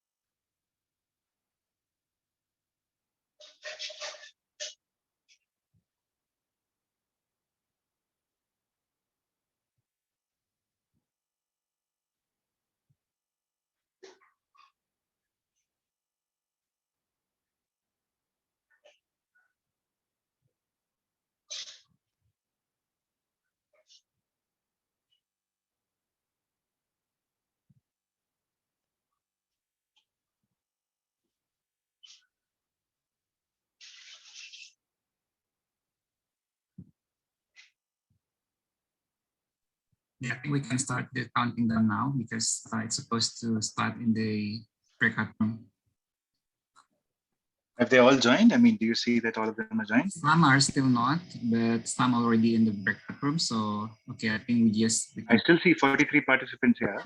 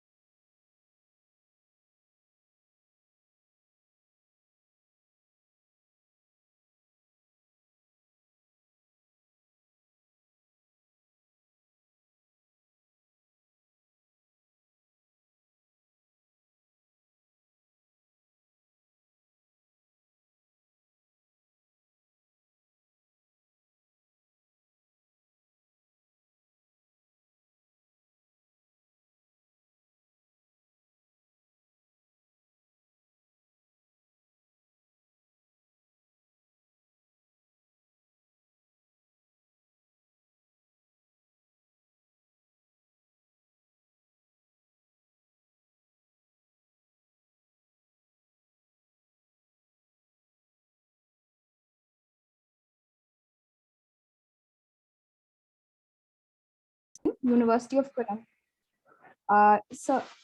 I'm sorry.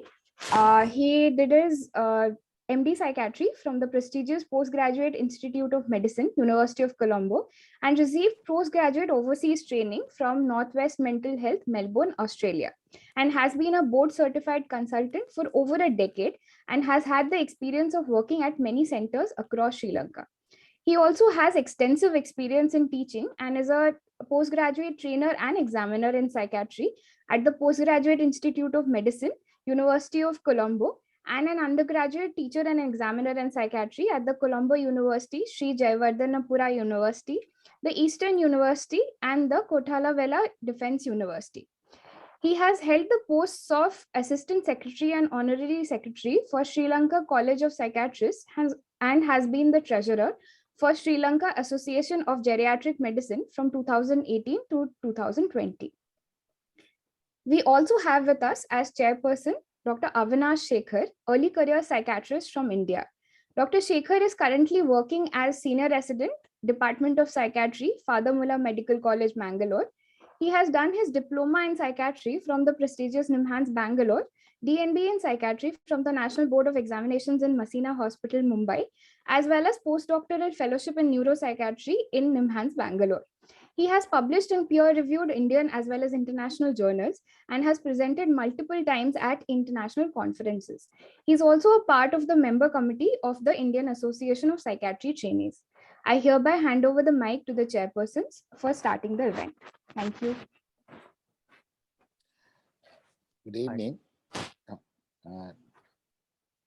Dr. Shekhar, shall I go in first or shall I just introduce? Yes, you go first. All right, okay. I think this is a very interesting topic, which is being debated all over the world with the controversy of the legalization of cannabis. And even in Sri Lanka, there's no exception. The cannabis is still not legal, but there are arguments, people arguing for the legalization. And I'm sure this is an interesting topic for the trainees where, you know, there are points for both sides. So I will not waste too much time. So Dr. Shekhar, would you like to give the rules or shall I do that? Or? Sir, you can go for the rules. I'll talk about who the participants are. All right, okay. So there are 3 participants in each side. And so the proposition or the team for the topic and the opposition, the team against the topic. So there'll be 2 rounds. The first round, each speaker will get 3 minutes each. And in that, they will be, putting forward the argument.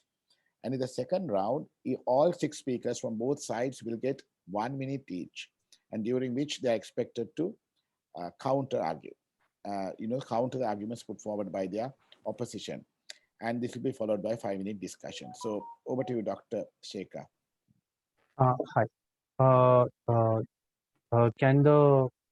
We also have a pre-poll which will be launched. If participants can, if that happens, you can please vote. Dr. Vishu?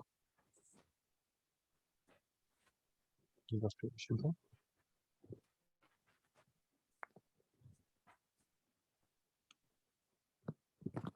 Okay, I think the poll can happen later. Okay, so we have to, like Sir said, we'll have 3 people from all the 3 different countries on both sides. For the topic, we have Dr. Tanmay Joshi from India, who's a senior resident and doing his DM in addiction psychiatry from AIMS Rishikesh, India. And then we have Dr. Siti Nashria Rajdi, a psychiatry trainee from Universitas Gadjah Mada, Indonesia. And then we have Dr. Tashrik Paus, who is a registrar in psychiatry teaching hospital, Kalubowila, Sri Lanka. And against the topic from India, we have Dr. Darshan S., who's a senior resident doing his DM addiction psychiatry in NIMHANS, Bangalore. Then we have Dr. Sheila Mariam Gautama, who's another psychiatry trainee from the Faculty of Medicine, Airlangga University, Surabaya, Indonesia. And then lastly, we have Dr. Mihiri Siribadana, a registrar in psychiatry, National Hospital, Kandy, Sri Lanka. So like Sir said, we will have first for the topic, Dr. Tanmay will speak, and after that we'll have Dr. Darshan, and then we'll have Dr. Siti Nazria, and then we'll have Dr. Sheila Mariam, and then Dr. Tashrik Paus, and Dr. Mihri Siribadala. At the end of it, Dr. Tanmay Joshi and Dr. Darshan will come for their rebuttals. Please take it forward, Dr. Tanmay. Thank you very much to everybody for introducing me and giving me an opportunity to present my debate for the topic. So coming to speaking my perspective, I'd like to start with the quote that Abraham Lincoln in 1840 said. He commented on the reprehensive mentality and said that prohibition goes beyond bounds of reason in that it attempts to control a man's appetite through legislation and makes crimes out of things that aren't. Going back to the history of cannabis, we know it's been around for 6,000 years and probably more than that. We all are part of the the South Asian subcontinent, and we all know that it's been used in our culture traditionally for so many years. Looking at the vast expanse of the whole timeline, talk about prohibiting and legalizing is fairly nothing. We all know that cannabis has been used in various forms for various ailments all throughout the centuries. So history of cannabis is not new for us. The legalization debate may be. Getting a brief overview into this, the whole process of legalization is probably not even ours. We were probably forced. Going back to papers, we can count a lot of arguments for and back. But coming back to the main legalization debate, I think that speaking for the motion, we have to understand the process of prohibition. I don't have a lot of time to explain the whole process of prohibition. Let's just say that we have used something for a lot of time and suddenly we were taken out of it. Now, what it has caused? It has caused us a huge impedance in our understanding of the whole topic. There is an endocannabinoid system, an entire endocannabinoid system, understanding of which we have been delayed by at least 70 years. The current research, whatever acumen we have, it has just pushed us back. Legalization is inevitable because most of the West has already done it, and it is not about yes or no, it is just about when. Now, cannabis is not just about any two products like THC and CBD. It is like a whole complex. It has hemp, it has real estate involved with it. It has a lot of employment opportunities. There's a lot of other business that it has with itself. There is a role in the whole medical cannabis. So the whole debate goes between recreational and medicalization of cannabis use. That will be debated by my co-speakers. I just want to say that the role of the whole business versus medical community versus the law is very complex, and there is not just one thing. Another thing that I'd like to stress on is that cannabis is not a wonder drug. We all have used it. Everyone has used it. There is nothing new that we know. We just have to understand it better so that we can use it better. Of course, there has to be a deliberation for everything. And my colleagues will put forth many points. I just want to highlight the points for legalization that will probably help us. Is that it is a transnational problem. Legalization is not, I think I'm over my 3 minutes. I think, is it so? 30 seconds. Hello. I couldn't hear you. Hello. Hello. You have 30 seconds. You had 30 seconds. Okay. Okay. So speaking about the benefits of legalization, I think it should be left to people whether to use it or not use it. It's a personal choice. Anything is better than 100% illegal, completely unregulated, and completely untaxed. It will decrease potential harms in terms that competent people will get to grow it. There'll be licensed outlets and there'll be structured laboratories to test it. It is going to usurp the whole unregulated market, and the tax that we levy on it can be redirected towards harm reduction and other measures that we can use for the benefit of the society. So I rest my presenting arguments for this. Thank you. Dr. Darshan. Good evening, everyone. Thanks for the organizers for providing an opportunity to speak in such a hot topic, not only in scientific circles, but also in general public as well. So we have to have a basic idea as to what legalization and decriminalization, the whole spectrum of legalization. I think that is not the topic of discussion at this point, so we'll not be going towards it. But I would like to highlight the fact that there is varied opinion about cannabis legalization within Asia, particularly when you look at the last year's around the same time in December 2020, when Convention for Narcotic Drugs took a step to move cannabis from Schedule 4 outside. We saw that few countries favoring it, at least 3 to 4 countries like India, Nepal, favoring the motion, and other countries like Indonesia, Sri Lanka, Japan going against it. So it is something which is quite common to see that there is split decision not only among us but also among the politicians and also administrators at this point of time.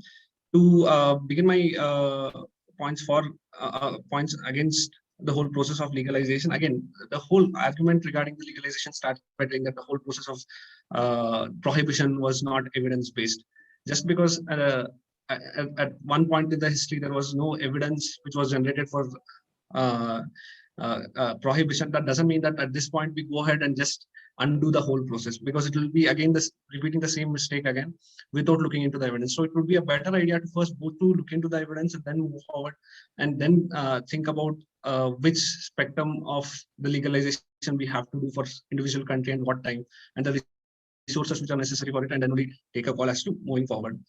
It is also important for us to consider that there are multiple direct effects of cannabis which cannot be ignored upon, which will definitely be more once there is increase in the availability of cannabis, be it direct physical effects like ill effects on pulmonary system, malignancies, or physical hazards secondary to RTAs under intoxication, or mental health effects like we have a lot of discussion on how it can cause dependence.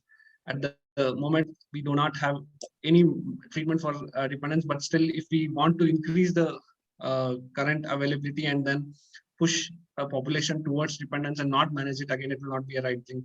There is possibility of psychosis, again, multiple cohort studies talking about it, which my colleagues will be talking later on. And then again, mood disorders and other psychiatric illnesses. Similarly, we also have to be careful about how cannabis can push to other harder drugs as well. And also, before we go and take the step of legalization, we have to understand that the whole process of legalization has been predominantly in Europe and Western countries. The socio-economic strata to which they belong to, and the current economic conditions within Asian countries, and the impact or the amount of resources which has to be spent in legalization, and the consequences of it has to be taken care of. Dr. Siti Nasria for the topic. Yes. Good evening to the respected chairs and members of the opposing team.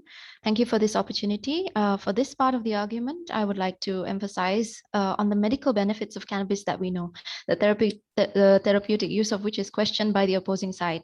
Now, we need to remember that cannabis plant itself, it grows a whole range of chemical ingredients, which we call cannabinoids. And the main cannabinoids of which we know are THC and CBD. Now, THC itself has most of the intoxicating effects that we talk about when we think about marijuana or cannabis. And CBD, on the other hand, or cannabidiol, does not have this intoxicating effect. In fact, one of the recommendations made by WHO was that CBD with 2% or less of THC should not be subject to international controls. Now, there are studies that show that cannabinoids are efficacious to relieve spasticity and pain in neurological disorders, such as multiple sclerosis, spinal cord injuries, epilepsy, movement disorders, as an antiemetic for those who are experiencing nausea and vomiting in chemotherapy, as an appetite stimulant, as well as glaucoma relief. In fact, the US FDA has approved one cannabis-derived drug product, namely Epidiolex, which is cannabidiol, and other synthetic cannabis-related drug products, such as Marinol. Now, keeping in mind the looming opioid crisis that is happening, a prospective cohort study by Capano et al. In 2020 found that over half of chronic pain patients who took a CBD-rich hemp extract were able to reduce or eliminate their opioids within 8 weeks after adding this CBD-rich extract to their regimens. And almost all of these CBD users reported quality of life improvements. Another thing that we can look at is there was a review of RCTs by Santos et al. In 2019, which also found that side effects from using oral CBD were rare and not serious. Again, to emphasize, at present, according to UN, there are more than 50 countries with medicinal cannabis programs, including Australia, New Zealand, and Thailand. And other countries like China and Japan have already undertaken research and are expected to approve medical use. For instance, in Japan, they've already started a trial in Epidiolex in 2019. Apart from that, also we argue that legalization could reduce crime and sales of black market cannabis. By legalizing, we would divert marijuana production and sale from underground black markets to legal venues that emphasize actual quality controlled and standardized products. Because most of the adults who are looking to obtain cannabis for therapeutic use are accessing black market cannabis that is often mixed with other dangerous narcotics. So maybe that is from my argument present, which will be elaborated by my colleagues. Thank you very much. Dr. Sheila Maria. Good evening, ladies and gentlemen. Thank you for the opportunity. And I'm just straight to my opinion. The cannabis is a plant that has been around us for a long time, but its the uses, benefits, and risks of its use are still need very long research. In Indonesia, we strictly prohibited it. One of the things because the health impact from the scientific journal by Volker et al. In 2016 with the title The Adverse Health Effects of Marijuana Use, the health consequences of our bodies when we use cannabis, among others, can be divided into short-term and long-term. And for the short-term impact include disturbances in short-term memory, which cause difficulty in capturing information, motor coordination disorder, which can cause traffic accident and collision to the users, also altered judgment, which can cause sexually risky behavior, and also mental disorder due to the high doses of use, such as paranoia and psychosis. While the long-term effects include dependence, decreased brain development, cognitive disorder or decreasing in IQ, low educational outcomes, and also mental disorders such as psychosis and schizophrenia, which is need a very long time to treat it. And also respiratory disease such as chronic bronchitis and also cardiovascular disease. All of the above can have an impact also to the social environment and surrounding the users. Just imagine what happens when cannabis use is legalized. It is not impossible that these losses will occur more and more. I can't imagine how much healthcare costs are going to us to solve this problem, like treatment for the mental illness that occur and for the rehabilitation. And not all of the country have a good rehabilitation. From the data in 2009 alone, Indonesia had to lose around 39.5 trillion rupiah due to the narcotics abuse. And from the first teams, the other teams told us about the medical cannabis. While the legalization for the use of cannabis as a medicinal ingredient, or what we know as medicinal cannabis or medical marijuana, the research has indeed been done a lot, but there are some parts that are still not convincing. Existing evidence does not provide unequivocal effectiveness because it only gives us data from few weeks, not long-term observations. Side effects that appear are also widely reported, such as drowsiness, anxiety, cognitive effects, and etc. From the systematic review about benefits and harm of medical cannabis by Pratt et al. In 2019, it is stated that there is a possibility that the harm caused is greater than the benefits provided. We should remember the health risks that arise from its use, such as respiratory disease, lower birth weight offspring, psychosis, and abuse liability. There are still other alternative options for treatment with more minimal side effects and health risks. But I think that we need to do more research whether the benefits derived from legalizing cannabis will be able to cover the economic losses that are also occurred, and whether the use of medical cannabis can provide greater benefit than the harm caused. Thank you very much for the opportunity. Next, we have Dr. Tashrik Paus from Sri Lanka. Thank you very much, and good evening to all. I would like to elaborate further on what my colleagues pointed out. I would like to start by telling or showing that 15 million people in the WHO Southeast Asia region are experiencing serious health-related sufferings, and much of it is caused by persistent severe pain.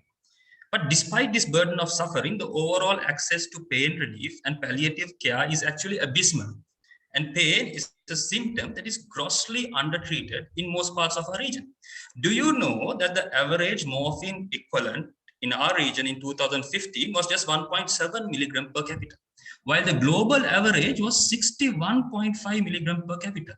But historically, cannabis, like my colleagues mentioned as well, has been used for centuries for the relief of pain in Asia. Chinese, Sri Lankan, Indian historical texts all talk about its analgesic, antispasmodic, and anti-inflammatory effects. Currently, if you take, for example, the CAMP study and the NUSEC trial, which was done in UK, which studied muscle spasticity in patients with multiple sclerosis, found that cannabinoids to be effective in reducing pain and spasticity associated with multiple sclerosis. And there are FDA-approved medications now, example, Sativex. Consider pain. Pain is another greatest fear of patients with cancer. And cancer burden in our region is high, with 1.1 million cancer-related deaths and 1.7 million new cancer cases. And studies effectively show that cannabis is reducing cancer-related pain, as well as other cancer-related symptoms such as cachexia, nausea, and vomiting. I would also like to think of rheumatic disease, another important cause of chronic pain and a difficult to treat one. A systematic review actually done of RCTs by Blake et al. In 2016 showed that cannabis-based treatment improved significantly the pain during movement, pain at rest, and quality of sleep. So why is it that cannabis, with all its benefits that we have put forward, continues to be kept away from the people who really require it? Look, we don't propose or we don't move for an ad hoc legalization of cannabis. We accept that there are a lot of issues to be ironed out. There are issues to be ironed out on designing the system, on how it operates, how to keep it away from the vulnerable. Hence why it definitely has to be legalized within a frame of legalization plus regularization. Think of the Asian context. Now, there is some shift in policy. For example, Thailand approved medical marijuana in 2019. And Sri Lanka allows Ayurvedic practitioners to use cannabis since 1961-62. It's approved for limited use in Southeast Asia. I would like to put out a question to the audience. Why is it that caffeine, the world's most widely used plant-based CNS stimulant, which has features of tolerance, dependence, and withdrawal, and its own section called caffeine-related disorders in DSM-5, being freely used as a socially accepted legal high? Whereas similar plant-based naturally occurring substance cannabis continues to be marginalized and criminalized. Next, we have Dr. Mihiri Sirivadana against the topic. Thank you everyone for the opportunity. So as the opposition so strongly suggests, what if we actually legalize cannabis? Let's look at some examples where they actually have done it. So this actually happened in the US where they legalized cannabis. First, it was an FDA regulated drug, and later it became a recreational drug. So because state legislators and voters came into positions where they can decide on using cannabis or not on these legislations. So although they might not be necessarily qualified to interpret the scientific data. So wrong knowledge in the wrong hands is actually a double-edged sword. So let's see. In an editorial in the Journal of Medicine, the state of Missouri, they had looked at several states in the US where cannabis is actually legalized, both for recreational and medicinal uses.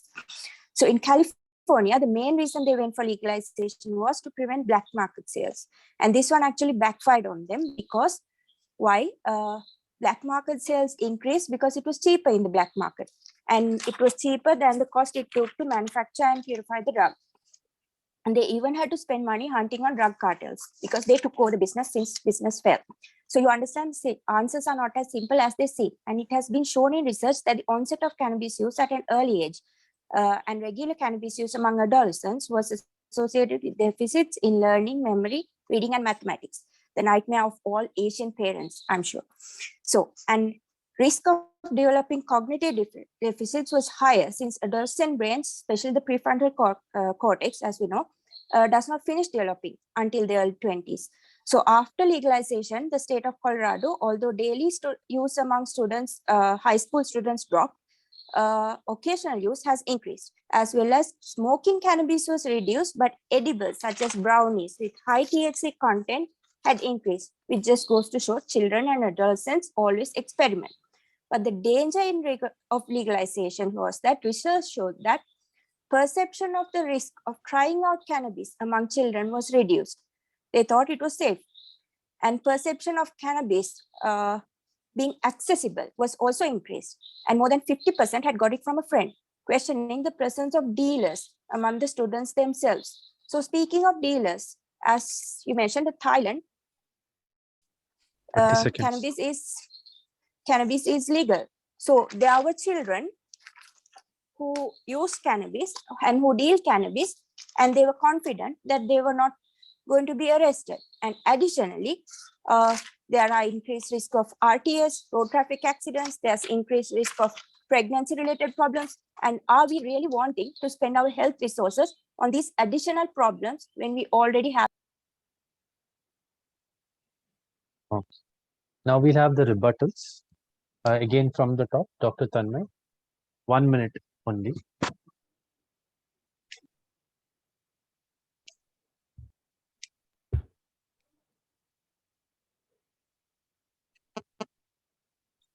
Am I audible, sir? Yeah, Stephen, can you make the clock 1 minute? Yeah, 1 second. Okay. So, as Yeah, the debate has Stephen, come can up- you start it? As the debate has come up, that once in the whole lifetime, there was probably not an evidence base before criminalizing it. And that's a loose argument. There's more of a fight between ideology and structure. Cannabis, when went into prohibition, did not go into any other of the other schedules, went with the harder drugs, and there is no rationale for that. The two people who were the most proponents, the two main proponents, Henry Anslinger and William Randolph Hearst, probably had a lot of the private interests. Henry Anslinger gave arguments like drugs caused insanity and pushed people towards horrendous acts of criminality. And there was no evidence, of course, like said. But Randolph had a private investment into the whole lumber business and the paper industry. And prior to that, all the paper had come up from him. Now, it is so also said that the first flag of America, the first, and there were Bibles that were made out of hemp books. And then they went on to the lumber industry. And these were people in positions. Coming to the direct effects of cannabis, I think cannabis has Yeah. Next, Dr. Darshan, 1 minute only.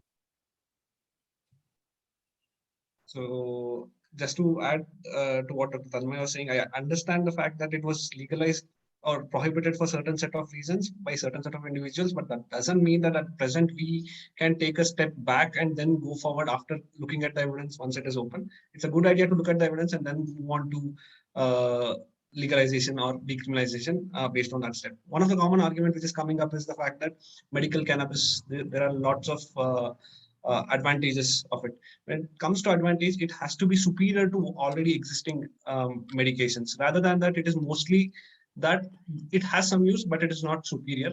And also we can see that the recent Cochrane review also negates the fact that it has 16 studies, which it negates that in chronic neuropathy and pain, it is not useful and side effects is not significant. And when it comes to revenue, you can see how tobacco ended up being from low potency, high potency. Now we are dependent on it for economy, which is not good for cannabis as well. Next, we have Dr. Siti. 1 minute only. Yes, thank you for this opportunity. So my colleague from the opposing team mentioned that it could cause dependence. Again, I think my colleague, Dr. Tashrik, already mentioned that there are so many other drugs that are so much more have a more risk for dependence, causing dependence. For instance, in the Lancet, by Nutt et al. 2007, they surveyed experts to determine a scale of harm for 20 different drugs and found that cannabis was down in the list in 11th place after alcohol, benzodiazepines, and tobacco. And then I just want to mention that in Indonesia, yes, it is illegal as of the moment, but I just want to mention that from my city where I am speaking from now, just a few months ago, there were 3 women, 3 mothers of children who are suffering from spastic cerebral palsy, who actually found a benefit from providing cannabis oil, actually made a plea to the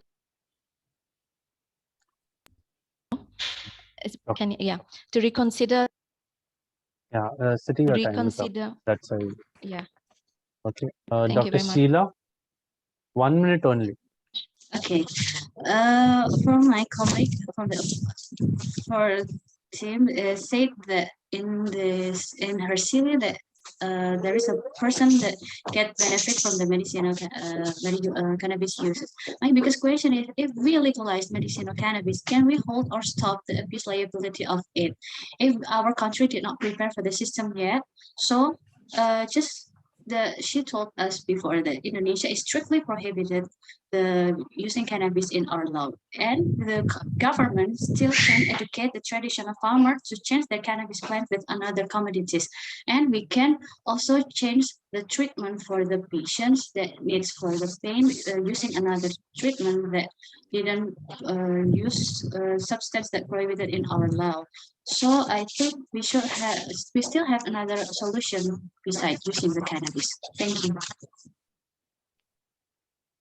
Dr. Tashrik Paus, 1 minute only. Yes, thank you very much. So my colleague Mihiri mentioned that use of cannabis can have long-term effects on Addison's brain as well as IQ. So I would like to point out that most of these studies have very conflicting results. I mean, some studies show yes, but another study I would like to show that study this, which was called the shared predisposition in association between cannabis use and subcortical brain structures, which was published in JAMA Psychiatry in 2015, found actually no significant structural difference in the brain of people who do and do not use the drug. And most of these studies quote heavy use. So what do we mean by heavy use? I mean, heavy use of any substance is not good for you. Heavy use of sugar, for example, is one of the leading causes of morbidity in the world. And think of IQ, okay? How can you say that cannabis is a causal relationship for low IQ? I mean, there are so many other reasons. I mean, a decline in IQ could have multifactorial, such as genetics, family environment, age of first use, frequency of use, having a duration, etc. So you can't just say, okay, this guy used cannabis, so that's why he had low IQ. And it has also been shown that school dropouts or people who are suffering from post-school education. Yeah. Finally, Dr. Mihiri Sirivadana.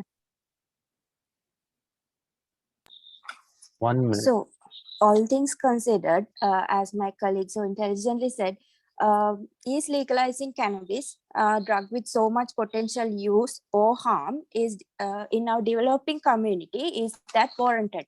As you know, Asia is a developing nation, developing continent. So in countries such as Sri Lanka, Thailand, Bhutan, lifting a blanket ban is going to be a disaster because we have all the components ready for it to snowball into a problem of drug use. It's locally grown, easily accessible, cheap, and glorified in the media.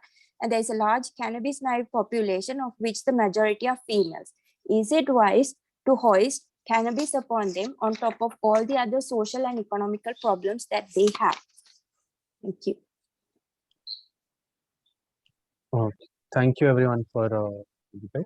Now we'll launch a poll. Please answer according to what you felt, according to the debate, and not according to what you have ideas as such. Whatever you have listened to, who has given good arguments and who has given good points. Now I'll again ask Dr. Sajivana to speak a little bit about this topic. Yeah, when he took the, as expected, the opposite, the team for it spoke mostly about the medicinal values of cannabis. And the first speaker made a good introduction, did not go into specifics. The next two speakers mainly concentrated on the medicinal value. And third speaker was mostly talking about the pain value. And I expected the opposition was mostly talking about the physical and the psychological ill effects of cannabis. And of course, there was also argument of, I think the first, the leader on the philosophical aspect of legalization and, you know, that aspect. And when it comes to the rebuttal, the Swiss speaker made a good general argument, but did not really rebut the argument for the proposition. But we saw the third speaker from the opposition, Dr. Tashrik, you know, try to rebut the arguments about the low IQ and cannabis causing these issues. And also we saw some of the speakers from the opposition side trying to rebut the arguments, you know, they were challenging whether this medical cannabis is actually superior to the existing medications. So, and also we saw somebody, you know, talking about whether cannabis, comparing cannabis to caffeine and saying that caffeine is legal and cannabis is illegal. Perhaps I would have thought you could have compared it to nicotine and, you know, you could have argued that nicotine is legal. That's a very common argument. People say nicotine is so much harm, it's legal, and you know, that's a common argument to put forward.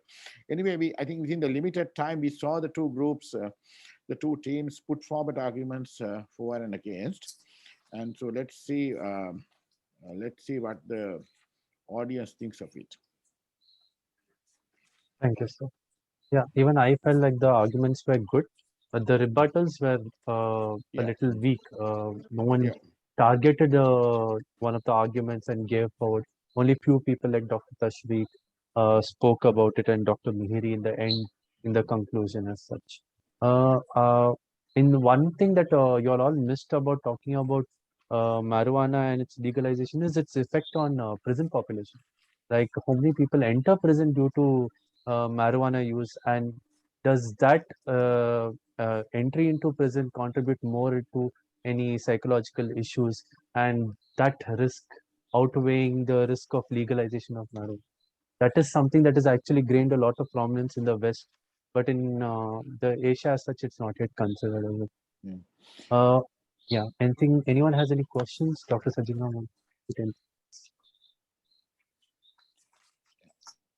I think about, there's also an argument about cannabis being a gateway drug. The young people starting cannabis and moving on to other drugs, that also could have been brought forward as an argument. And yeah, okay. And perhaps the opposition could have, talked a little bit more about this cannabis and psychosis, how it brings forward schizophrenia. They talked a lot about low IQ and all that, but there's quite solid studies about how cannabis can bring forward the onset of schizophrenia. They could have talked about that. In the chat, Dr. Manik Singh also says that decriminalization is different from legalization. I think the right thing would be to decriminalize the use of cannabis, and that the colonial laws need to be reviewed and revised. Yeah, that is one thing. Okay. Now, the polls that we launched, we have got the results. Should I announce it now, or should I announce it later? Dr. Please go ahead and announce it now. Please go ahead and announce it, Avinash. So you can announce the poll. Pre-polls, what we saw was for legalization of cannabis. That is the pre-poll that happened in the middle of the debate. Should cannabis legalize was 39%, and no was 61%. But the poll that we did at the end, the second poll, there actually a lot of change was there. Should cannabis be legalized? Yes was 46%. That was a rise, and no became 54%. So that shows that there were some change of mind that happened because of your arguments and counter arguments. Okay. So the nays have it. Yes. Right. So yeah, we'll move on to the next segment. Thank you so much for staying with us all this while. I'm going to request the host to come back in, and we're going to close this program. We also wanted to check with all the people present here what they would like us to have in the future events. So yeah, I'm going to give it to the host, and then we're going to try and get feedback from the audience as to what sort of events would you like to see the next time. Thank you for all team for the great debate. Thank you also for Dr. Sajiwana and Dr. Avinash for chairing this session. For now, we also want to hear some feedbacks from the participants. Maybe I would like to invite one from the trainees and also one from the ECPs to give some feedbacks for us about this event. Maybe is there anyone who would like to share the feedback with us today? Okay. Okay, to Dr. Ceres Yata, you may start to speak. Any psychiatry trainee, anyone who is training in psychiatry from across the countries, anyone who is in their early career, one representative, we just would like to connect with you to just understand what feedback you would have for us here about the event, what we could do better, what we can do next.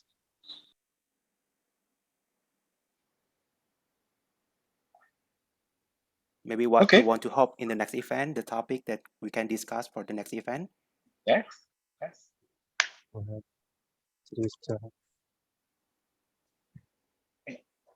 Anybody from Indonesia, from India.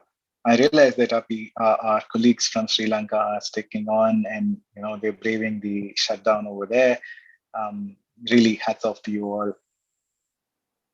Thank you so much for every thing here. So what we'll do, Stephen, is that we'll proceed. I think we are over time. I'm going to ask Dr. Avinash to propose the vote of thanks, and then we will close. Yeah, please, Dr. Avinash. Thank you so much, Stephen. Share your words. Hi, everyone. So we named this event the Indian Ocean Trilateral Psychiatry Summit because we hope, like how the Indian Ocean connects Indonesia, India, and Sri Lanka, we hope that this Trilateral Psychiatry Summit will build links and develop further relations between early career and trainee psychiatrists of these three wonderful countries. First, I'd like to start by thanking the different groups that helped organize this. That is the IAPT, the IPTA, and the Sri Lanka College of Psychiatrists. I'm also grateful to our senior patron, Dr. S.K. Chaturvedi, for his constant support and advice through the event. And for the guidance during the panels and debate, I extend my gratitude to all the chairpersons who helped contribute in moderating the different panels and debates. My sincere thanks to all the panelists also and the debaters for their enthusiasm and their contribution to this event. Other main thing who I want to thank for this event is that this event would not happen if not for the organizing committee. Dr. Sharad, Dr. Sayuri, Dr. Andy, Dr. Sneha, Dr. Nilanga, Dr. Leonardo, and Dr. Eka. They all helped contribute and make this event a thing. And I also like to thank the IT committee and the design and dissemination committee, that is Dr. Zara, Dr. Karina, Dr. Karen, Dr. Buddhiman, for helping us to spread the news of this event so much so that we had more than 160 participants, which was something that we did not actually think would happen. And I also would like to place on record my gratitude for our Masters of Ceremonies, Dr. Sneha, Dr. Gunja, and Dr. Stephen, for helping us maintain the smooth flow of this event. And finally, this summit would not have been possible if not for all of you participants. On behalf of the organizing committee, I would like to thank each and every one of you all for attending this event. I hope that this event is just the beginning, and I hope that in the future we have more events planned. Maybe not just between these three countries, but hopefully we can expand it to more countries in Asia and other regions in the world. I saw people from Australia being there in the participant list. I saw people from Libya, from Spain, from Switzerland. So that is all good signs, and I hope this continues.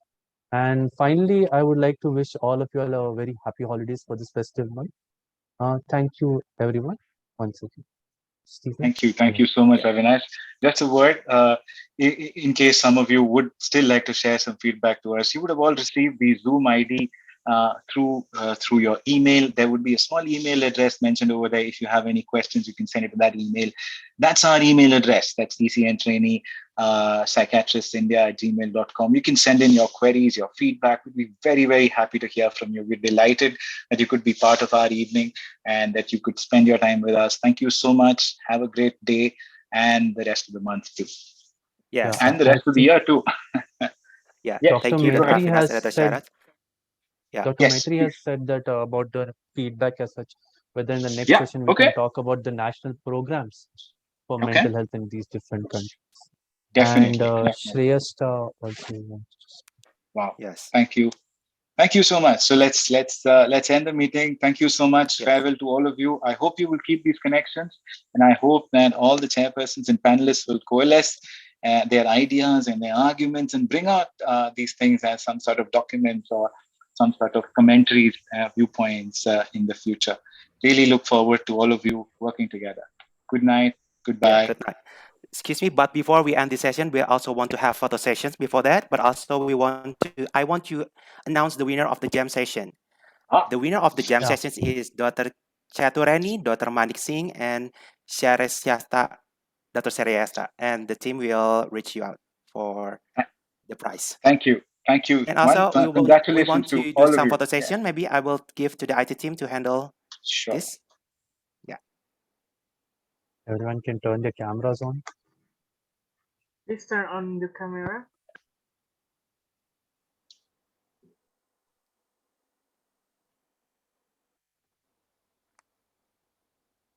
Okay, now we'll take the photo. There are 2 pages, so I'll take it. The first one, then the second one.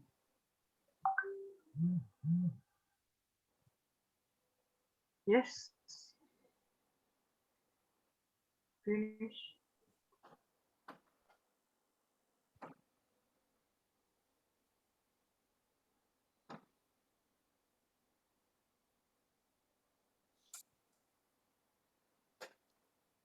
Okay, finish. Okay, so It's we have finished. come, yeah. So we have come to the end of our event. So I wish you all a pleasant day. I hope this event has been fruitful for we all, and we can apply all the information and knowledge in our workplace. See you again on the next event, and goodbye. Wish you all a pleasant day. Yes. Bye bye. Goodbye. Bye. Bye. Good night. Thank you. Bye. Thank you. Bye, everyone. Good night. Bye, Thank everyone. you, everyone. Thank you, Dr. Gina, and also all the panelists. Thank you very much. You're welcome. Bye, everyone. You can stop recording. Goodbye, Dr. Lina.